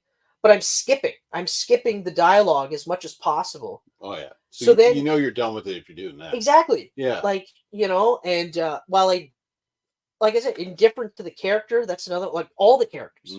The two main ones, which is the sole focus of the thing, I was like, yeah, I liked them the most. But even then, I was still just like, I don't care. And on top of all of that, I called the ending long before I got to that point. Because at some point, the Shion says, yeah, she has an internal vision because she's got this thing with thorns and nobody can touch her. And the thorns are tied to the big entity, which is the big boss. Okay. And so now they hint that in order to fully defeat the big boss, it'll actually result in the death of Shion. And I was like, right, but through the power of love, he's going to be able to save her without killing her. And that's exactly what happened. So that was strike one. Yeah. And two, so the big bad guy, I'm going to spoil everything because you're not going to play this game. No. The big bad guy ends up being the final boss. So the one that you had to stop to like kill Xion to stop it. Yeah. Really not the actual big boss. It was the one that beat the fuck out of you, and then you beat him finally, the Sephiroth dude, and then he had fucked off for some reason. You see him later, and it looks like he's fucked. Like he's all stun up, right? This is the part that fucking pissed me off, though, is you know how like people now talk about the trope where the hero gets to the big bad guy. Yep. And when he finally gets to the big bad guy, even though he's been killing all the henchmen, he gets to the big bad guy and goes, "No, I'm not going to kill you. Yeah. I'm going to let you live." Just That's exactly what happened in this one. You're the most evil of them all. Yeah. I will let you live. I killed guys that were doing this for a paycheck. Yep. I killed Feed their families. Yeah, you know, granted. Yeah. They could have done something else. They did this. I shot these fuckers in the Now they're face. dead. I shot them in the fucking face. I'm not going to kill you, though. Because I know. And this is what he said. Because I know that it was your upbringing. All of this happened because you were raised without love and acceptance. All you've ever known was hate and fear. And I'm literally like, this game that I just beat to beat. Yeah. I get to that ending and I was like, I'm going to sleep. are you fucking kidding me? And then right after that happened, he saves her with love. Oh, God. But interestingly enough, this is how he did it. So part of the game is they have this thing called core, and she's got the fire core essentially, which gives, and she's able to use it to channel through the Alphen, and he gets a blazing sword. He's the only one that can touch this blazing sword. No one else can. And so the two of them are linked together, right? Yeah. So the core just sits in her chest. Well, now it blossomed into a flower. Okay. So then he takes his new sword that he got for being the chosen one. That's the other thing. He's a chosen one. Oh, wow. Everything's just working out. Right? And he takes the sword and he plunges it into her flower. Well, obviously, you can just take that as the sword, the magic sword, you know, destroyed the magic flower and got rid of the thorns and she was able to live. But it certainly looked like, and the way they did the cutscene, like he fucked her to save her. Because I don't know. I'll give you life with my penis. I don't know if you are aware of this, but the sword is a very phallic. Indeed it is. Yeah. And the flower. And the flower also surprisingly phallic. Yeah. Weird. Now, that part I giggled pretty hard. I was like, Yeah. I'll give you this, guys. I'll give you this, Tales of You guys are crazy. You got me there. Because I was like, there's no way they're going to do that. And then, of course, within seconds, I'm like, yeah, they're going to. Oh, yeah. Oh, they went there. Yeah. They went there. Yeah. So, overall, if you like this game, great. Like, if this is one of your favorite RPGs, yep. I hate this RPG. And I hated this RPG for a while. That's tough. Oh, man. RPGs aren't short. Well, this one, not to be fair, this one was one of those, because lately they've been around the 35 to 80. Like, you could do it, everything in the game will take you about 80 hours. Okay, so I'll give or take. side quests and everything. Yeah. So, and I put in about 65-ish. When you think that you were getting tired around the 30 mark, that's a long time to go past. When you think about how many hours I sunk into Dragon Quest 11, yeah, Persona 5, okay, over 100 for both games. Yeah, they were about 120 hours without each. getting tired. And the only reason why I stopped with Dragon Quest 11 was because to get the super final, amazingly best ending of the game and beat the final, like, this is it. This is, there's no other boss after this one, would have been like just grinding. Like, there's no story. It's just grinding, and it's a specific type of grinding because you have to max out all your stats. So you have to grind for specific stat boosters. And I was like, fuck this. No way. Yeah. Like, at least with the second real boss, there was story in between. Like, there was an actual story in between, and it built upon the first chunk of the game. Yeah. Right? So when I got to that, I was like, I'm good with this. I'm totally fine with this. Because it would have just been grind. And the battles were awesome. Yeah. But eventually it's like, okay, guys. It's like Hitman Freelancer. Eventually you're like, you know what? You had me. It's amazing. You know. Yeah. But yeah, so now, unless you have anything else you want to add for your games, because I've been talking for a while now. Do you want to No, I got nothing. No, I just okay. No. So in between Ys 8, fucking Tales of Arise, I got Ghost of Tsushima, and goddamn this game. Goddamn this game. Okay? Not just the story, which was awesome. Awesome. Some parts, everything's just the ending was predictable for me, like in terms of like, spoiler alert, the fact that you fight your uncle last, that was predictable. Yeah, it was predictable for me. Me too. I saw it coming. I will say the only kind of disappointing thing for me in that entire game was the final boss, like Khan, when you actually fought Khan. Oh, and it's just like it starts off hand-to-hand type deal, and like just every other boss. Yep. And it's fucking hard. Like, he was hard, like challengingly hard. But then once you actually get past that stage, and then it's basically just, he's now a glorified bigger henchman. Yeah. I was like, oh, weird. Yeah, it was strange. Really, and you still had cinematics in between. But then it was like, because at that point, you're overpowered at that point. Oh, yeah. Like, you are the ghost. Depending on how much you did, but like, I loved the game. So I did everything. I sunk, I think, 100 hours in that game. Yeah. I didn't do everything, but I came real fucking close. Yeah. Real fucking close. Oh, like, I think there's maybe like 2 or 3 fox that I missed petting. Okay. And there was 1 animal on the island that I missed. Oh, really? Yeah, and I don't know how I missed it, because there's some small ones. Oh, man. I think it was a cat. I think I might have missed a cat, or it might have been a deer. One of the two. Oh. Pretty sure. No, it could have been a deer. Was it a deer? I think it was a deer. Oh, I saw deer everywhere. There was, like, there's the deer shrines or whatever. Oh, the shrines. Oh, yeah, like on the island. The shrines. One of the shrines I missed, and I think it was a deer shrine. There's one. Yeah, it could be that one. It's like on a fucking mountainside. You got to go. Yeah. There's a really hard one.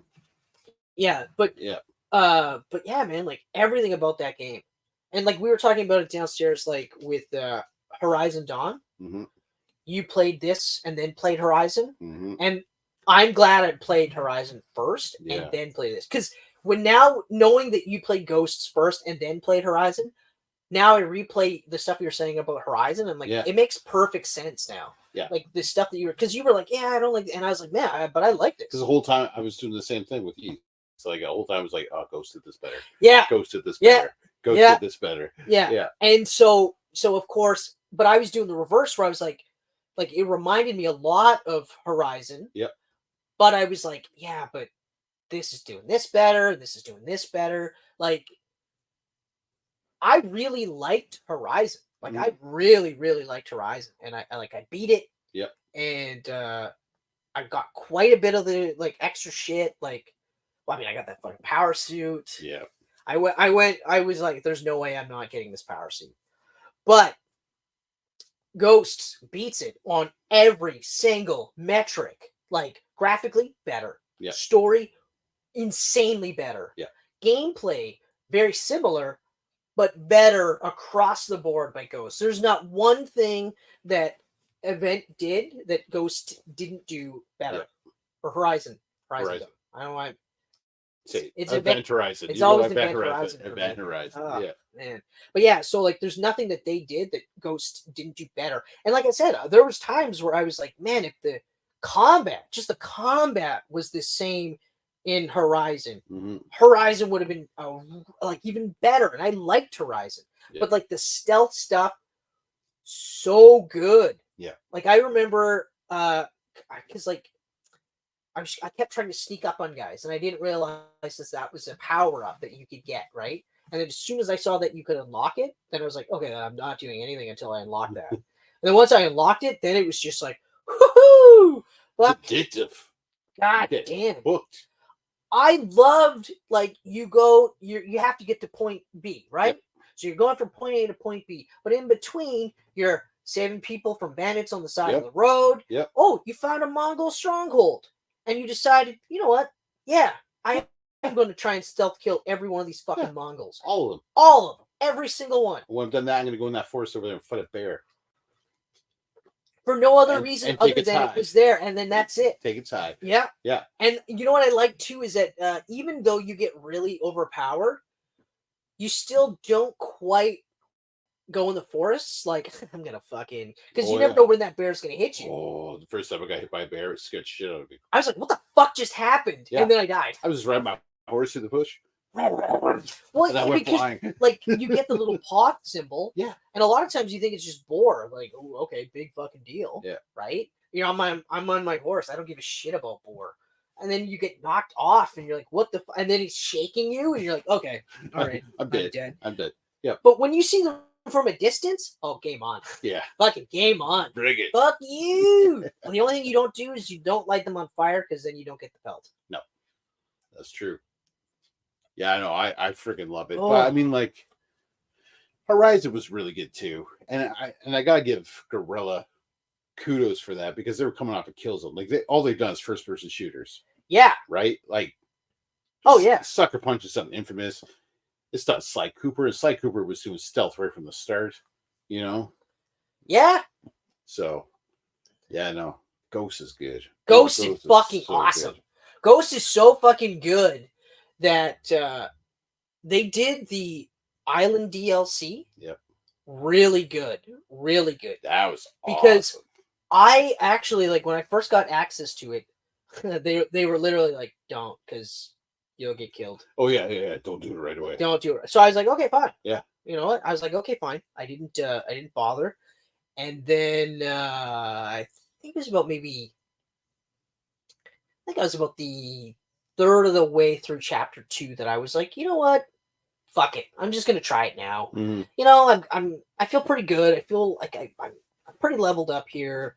My stealth build is, you know, plus the combat though is also so good. Like once you get the hang of switching stances and you're like literally in midair, like going a sword stance, and then as you're landing, you're coming down with a stone stance, and then you follow up with a wind stance. Yeah. You're like, I mean, who the fuck can beat me? You can still get eaten pretty hard though. You can still get it, but you get to a point though where it's fucking kind of nice. And so I went and did the island, and I really, really liked how you could play the island whenever. Yeah. You know? Which at the DLC? Yeah, like, and I'm glad I didn't wait till the end of the game. Because, like, man, when you get to that island and you think Sora's dead, and you're like, oh, Sora! And then you actually have to find your horse, and you're like, oh, thank God. Thank God I found my horse. Although, still, fucking pissed me off that I had to fucking kill that thing, or they ended up killing him. Mm-hmm. I was so mad. The second I got away and there was arrows, I was like, oh. And then you watch it die. That's the worst part. It was so sad. I would rather it drown on the way to the island. I was so heartbroken. I had to put the game down. I was like, because you knew. Yeah. And they make you fucking watch it. Yeah. They make it go down, and then you're like, oh, it's the never-ending story all over again. God damn you. Like, yeah, exactly. Like, fuck, man. So I put the game down for like a day or two. I was like, but, you know, because at that point, you're at the end of the game. Yeah, oh, yeah. You know, but even the side quests, and I loved how the side quests, you could do them if you wanted to. Mm-hmm. And if you didn't want to do them, okay, great. Yep. You know, but you miss out on a lot of really cool shit. Not just like weapons or anything like, but just the backstory and stuff. Like Ichikawa, the archer. Yep. His story. Yeah. Love his story. And with his apprentice. Yep. And like you're going through it, and you're like, you're kind of a fucking dick, buddy. You know, and you start seeing it from her perspective. I love the part where like when you meet her, and she's like, "Oh, I'm just some trapper, no big deal." Yeah. And you're hanging out with her, and like after a couple minutes, I'm like, I bet you this is her. And it was. I was like, oh shit, oh shit. Like that story was really cool. The fucking warrior monk story was awesome. Like, even the story about like how he's like coming to terms with his dad. Yep. Like reliving all that stuff on the island. I was like, oh man, like it's an amazing game. There's so much fucking story in the game. Different landscape on every part of the island, like the marshlands, and then man, it's a good game. I really, really, really loved the dichotomy too of like being a samurai and they're like spitting on ninjas. Mm-hmm. Mm-hmm. You know, but meanwhile he's like, but I mean, it's like that was the part that I was getting at. Like his argument should always be, but it worked. Yeah. Like, and also, I literally am only just doing this to get these fuckers off our island. Yeah. Once that's done, I'm going back. Like I'm done. Like I'm just gonna retire and be a lord. But that means nothing. And they're like, no, fuck you. No. You know. Too late. And some of those battles too, like some of them were real fucking hard, but when you beat them, you were like, oh, oof. Oh, oof. Did you do a couple forts before you're supposed to get there? Oh, yeah. Oh, yeah. And then they just keep coming, like just keep respawning. You're like, how the fuck am I going to do this? Actually, no. I never did those. When I came across them, I couldn't access them. Okay. There was like two I remember distinctly where they were like, yeah, maybe don't touch this one. Yeah. And I was like, yeah, okay. But the archers were just fucking hammering me. So I was like, oh shit. And then I was like, I can't even get in this thing anywhere near them. So I just fucked off, and then only when I was able to. But I got into one because I swam down a river. Oh. And I was fine. Then I was like, fuck you all. I got this. And then eventually you're just like, and then I was like, it's not stopping. They won't stop respawning. Oh. I'm dead. Yeah, I'm glad I never got to that point. But yeah, still, like, oh fuck, there was, and the deaths. Some of the, like when they surprise like you get those surprise stealth kills. Yep. Where all of a sudden you just chop his fucking head off. Like just out of nowhere, it was just, and you're like, oh, holy fuck! Or then later in the game where they're just like, you know, when a dude's standing in front of those paper doors, now you can stab him through it. Yeah. And then you bring it. Yeah. I was like, right through. Jugo kills or something like that. I was like, oh fuck! Like, man. Oh yeah. It was awesome because you felt such a badass, but you were never 100% sure that you would take on everything. Yeah. Like kill everybody at one time, because there was a bunch of time. I remember I was taking on a bunch, and then I'm like, I gotta run. I gotta fucking run, and then have them come at me one at a time, because these fuckers are gonna kill me, especially if you run out of kunai. Because I souped up kunai big time. Oh, me too. I always had kunai. Kunai and the poison chimes. Yeah, poison chimes. Actually, both. I liked both. Yeah. I liked the poison, but I also liked the drug, the hallucinatory drug. Oh yeah, I was a big fan of that one. Each other. Yeah. Yeah, I like to do that one, like when you had a crowd of them kind of around. Yeah. Then you do it, and then you're like, oh, you just wait until they either like fight it out of them or kill at least a couple of them. But yeah, fuck. Oh man, like. It's a masterpiece. It's such a great game. Yeah. It was like, whew, fuck. Easily my favorite game of last generation. Such a great game. Like, and honestly, like, I'm glad that I positioned it where it was. Yeah. You know, right? Because I came off Ys, and I literally was like, maybe I'll do Tales of Arise next. And I'm so glad that I didn't. I'm so glad that I did a little bit of Hitman just to kind of be like, oh yeah, that's right. A little bit of a palate cleanser. Yeah. Between there, yeah. And then it was like, oh yeah, I forgot. Like I got a couple of suits in there, but then the gameplay loop began, and I was just like, yeah, I'm good. I'm good. I killed enough. Yeah. And then to play this, if I would have played Tales of Arise, I probably wouldn't have played Ghosts right away. I Yeah. probably would have immediately went like Chained Echoes or like something where I knew it was going to be, or I shouldn't say I knew, because I knew that this was going to be great. hmm You know, it was supposed to be. Not for me. Not for me. And to be honest, I probably won't touch a Tales game. Yeah, that's the best way to put it too, right? Not for me. You know, like it's nothing wrong with it. It's No. just not for me. there's, you know what? Like the story is an RPG story. Yep. The gameplay is an action RPG gameplay. hmm You know, it didn't hook me. Yeah. Aside from graphically it looked incredible. It still looks incredible. Oh, I mean, Like, all there's like no bad looking RPGs these days. oh yeah, no, exactly, They're all gorgeous. Exactly. They're Although all gorgeous. now it's like I said, I probably never play a Tales game because Yeah. like if that's the pinnacle of Tales, you know what? Well, Okay. yeah. And yeah, like I find it awesome, like to be able to sit there and be like, it's not for me. Like before, like 20 years ago, I'd be like, yeah, it fucking sucked. Don't fucking Yep. play that game. Blah blah Yep. blah blah. No. Play the game. Play the game. Mhm. And if you like it, awesome. Like I'm happy. I'm Yeah. happy if Good you're for you. happy. Good for you. Great. You actually Yep. managed to get something to make you forget about how shitty the world is. Good.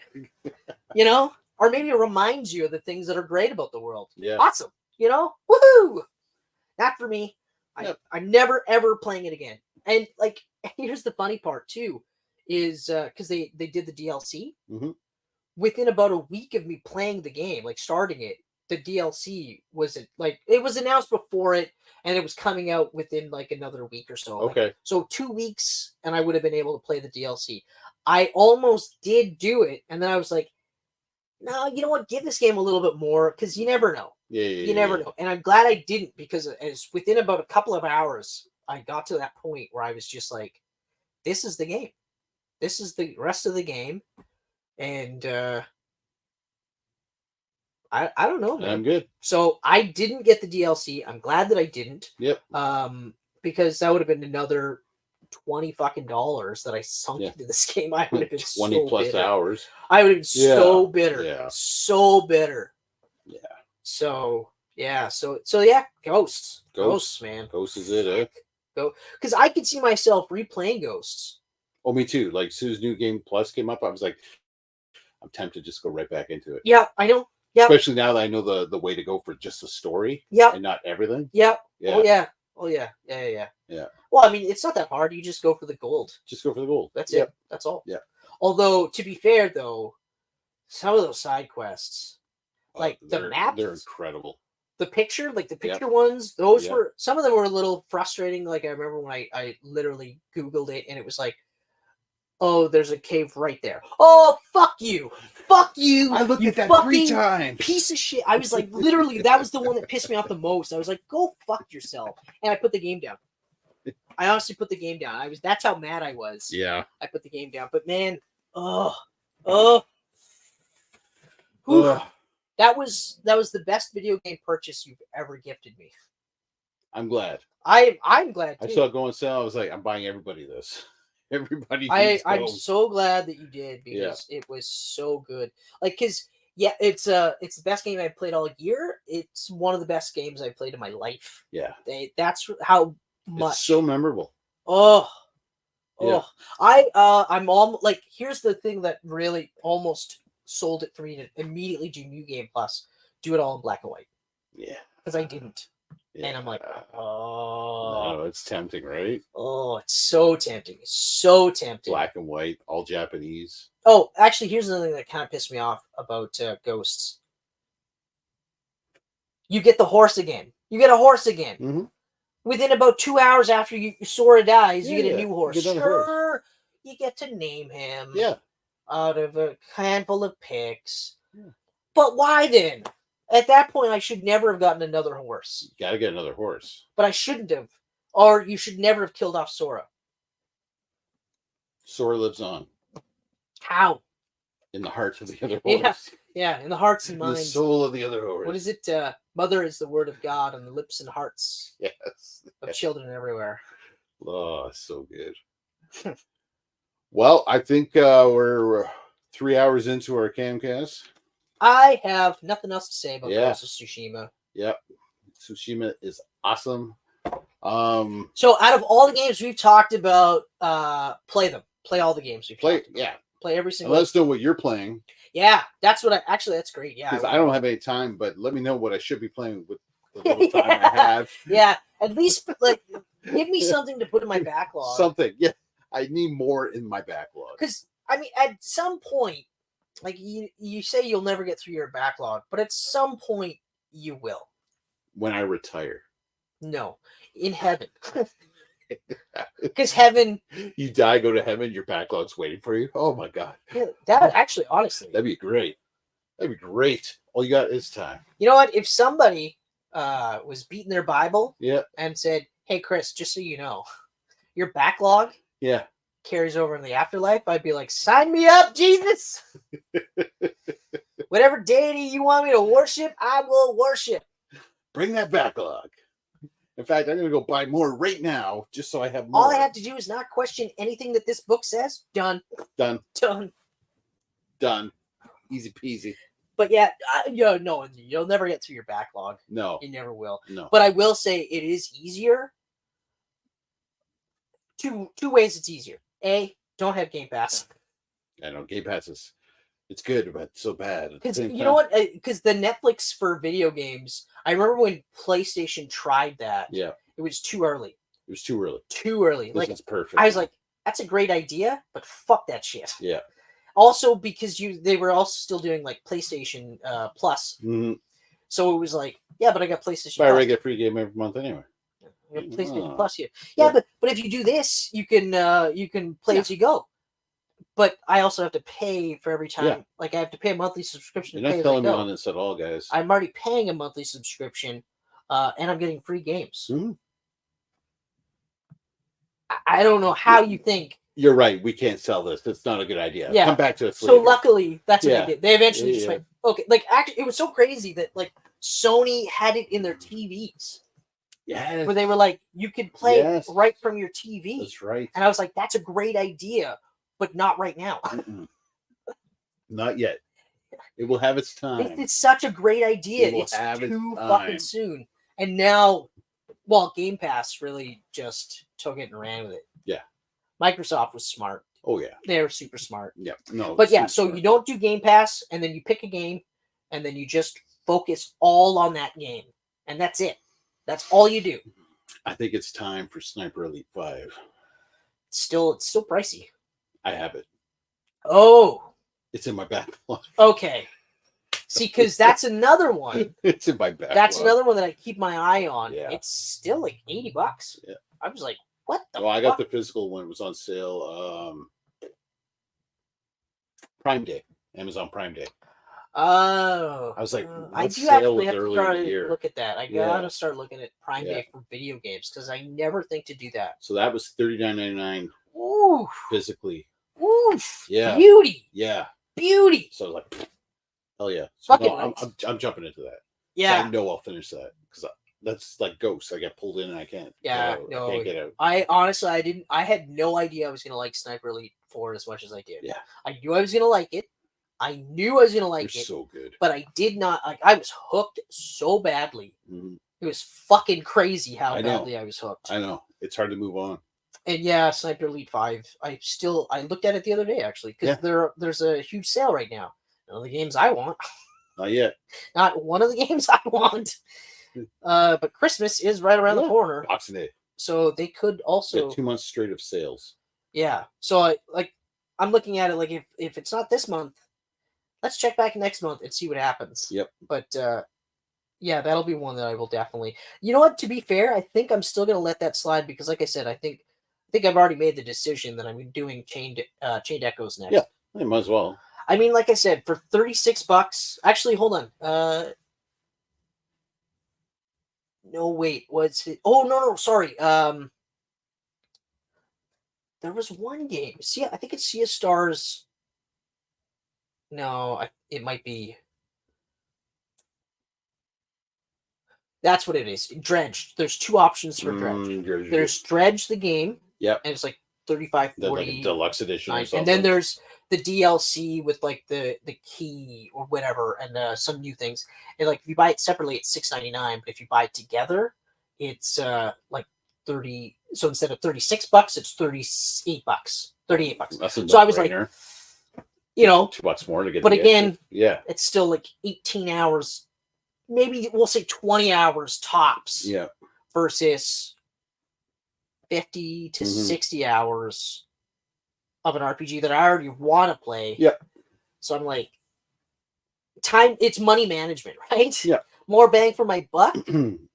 And it'll go on sale. I was going to say, Dredge will go on sale. It'll go on sale at some point. And I can wait, even though I want to play that game so badly. Yeah. I can honestly wait on that one. It'll probably go on sale around the Game Awards because it's nominated for Indie Game of the Year. Oh, right. Yeah. That's right. So they'll probably put it up for sale. Yeah. So maybe I might end up just buying both. Oh, darn. I mean, yeah. I've done it before. Yeah. Where I bought 2 games at one time and I was just like, I don't feel bad about it. No.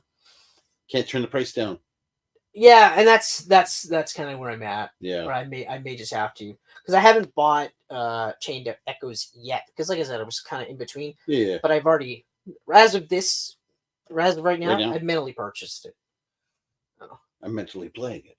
But then again, when they drop that Dredge thing, 40 to 60 hours potentially. Mm-hmm. I might see Dredge drop and Sea of Stars. Mm-hmm. I don't think it's going to drop, but if Dredge, because 36 and 46 or 38 and 46 is still pretty pricey. It is. But if Dredge drops down half, not a bad delta. $20. It's not bad. It's not bad at all. It's not bad. 60 versus 80. Yeah. No, it's not much, but at the same time, it's pretty good. Because I am going to buy Dredge regardless. Yeah. I think I just talked myself into buying Dredge. I already knew. Yeah, it's happening. It was, like I said, I wasn't going to buy one and not the other. It just meant, what am I playing next? Yeah. Which one's going in the backlog first? Yeah. And I do need, but then again, an 18-hour palate cleanser to get the horrible, Tales of Arise, honestly. That's true. That was... You'd want a quick palate cleanser. Honestly, surprisingly brutal experience. Yeah. I never saw this coming. I have only found one negative review online, on YouTube. Now, I'm not hunting for it. Yeah. And the reason why I'm not hunting for it was because I was like, why am I going to watch an hour-long video about... When I can just play it. No, an hour-long video of talking about a game that I didn't like. Yeah.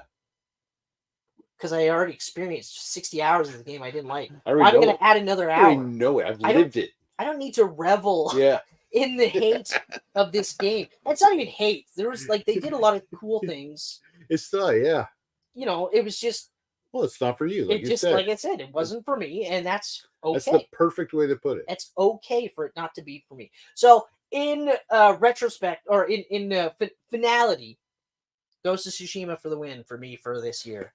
But yes, tell us what your game of the year was. But also, I'm interested. What games are you playing? Mm-hmm. I don't care. Yes, I predominantly do RPG, but I'm also a stealth guy. Yeah. I also like action. I'm a stealth guy, period. So if it's an action game and I can play stealth, I'm playing stealth. If you know of a stealth RPG. Which I've actually been kind of mulling around in my head. How would you do a stealth RPG? How would you do a stealth RPG? And I think I guess it would have to be kind of similar to the game. It's a couple years old now. The Deltarune, the game before that. The game before which one? Is it Deltarune? Deltarune. It's a very it's an indie RPG that just took over. Oh. But it's really cartoony. And they do this weird thing where they instead of actual fighting, you gotta dodge attacks and stuff. Also not for me. Everyone's going nuts over it. Not for me. But the point was the big thing in the game was that you're not Undertale. That's the one. Undertale. Oh, Okay. Oh yeah. So Undertale Okay. does it so like there's two ways like where you can kill everything. Yep. Or kill nothing. And then of course, if you kill stuff, you gain levels, you get higher HP, right? Mm-hmm. Story's different. If you kill nothing, you gain no levels, so you get 0 experience. So you have 20 hit points. That's it. But the thing is now when you're fighting, you're trying to either talk them out of fighting you. Mm-hmm. And if they do fight you, you're dodging. So you dodge their attacks and then you try to talk them out of fighting you. Dodge their attacks, try and talk them out of fighting you. Interesting. Yeah. So I think if you were to, and I was thinking about this, if you were trying to do a stealth game, yeah, you could either do like literally a stealth game where you don't get seen. You know, like not Limbo, but Lights Out. Is that the game? It's a side scroller. Oh, the one right after it, Inside? Inside, yes. Yeah. So if you did something like that where the point is to not be seen, but then you could do 2 ways of doing it. If you are seen, then you could fight them. Mm-hmm. Or you don't get seen. Or like you can stealth kill, obviously. Yeah. Or take them on head on. Or try not to kill anybody and try to get as little kills as possible. Kind of like Metal Gear if it was RPG. And maybe you get experience for successfully passing stealthily. Oh, okay. And then you can get different types of so like you could throw stuff to distract guys and everything. Different spells. So you're building up in a different way. Yeah. Oh, okay. Yeah. It's doable. It's definitely doable. It's doable. Now, you know what? I'm actually and just no one's done it. Is no one done it? Shits and giggles, I'm gonna Google stealth RPG. Chris is becoming a game developer. Yeah. But my games, you can only it's all microtransactions. Oh, absolutely. Oh, Deus Ex is considered a stealth RPG. It is. Which makes sense. Yeah. It's an action RPG though. So Ghost of Tsushima. Okay. Mm-hmm. But then you start seeing like 10 RPGs with the best stealth gameplay, which means like there's stealth levels. Yeah. 4 best RPG stealth games. Okay. All right. Okay. Yeah. Assassin's Creed Syndicate. Okay. Disjunction. It's a top-down stealth game. Oh, yeah. Interesting. Let's see if there's a spot. Abe Tribe Games. Oh, 8 Tribe Games has done it. So top-down stealth, and of course Deus Ex. Deus Ex again. Yep. Yeah, Elder Scrolls Skyrim. Yeah, that makes sense because you can do it pretty. Dishonored. Yeah. Mm-hmm. Okay. So it's not as groundbreaking as we had thought. All right, guys, I'm done talking about video games. Kenneth, are you done talking about video games? I am so done. It's been 3 hours. This is the longest Camcast we've done in a long time. So thank you so much for checking us out, guys. In game length. Absolutely appreciate all the love and support. Yes. We really, really do. We love that you continue to watch us on Facebook and on Instagram and on YouTube, obviously, and check us out on geekpantsmedia.com. Mm-hmm. And we also like that you listen to us on SoundCloud, on Audible, on Apple and Google Podcast, as well as Spotify. You guys are the lifeblood for the Geek Pants Camcast. Ooh, the lifeblood. That's good. But it's true. It's true. Like, it's literally true. Because I've said this before, we'd be doing this without you, but we'd just be doing this like without cameras and shit. So we'd still be doing it. But the fact that we do this and you guys subscribe and like, and I don't know if you share. I'm assuming you do because people do check us out. Yeah, we do that. So I love it. I appreciate it. You are the lifeblood. Never ever forget that. And remember, that shit you smell is flakes. Poo particles. Poo particles. Oh, another thing. Actually, you know what? We're good. Never mind. You good? See you guys later. Take care. These pancakes are delicious.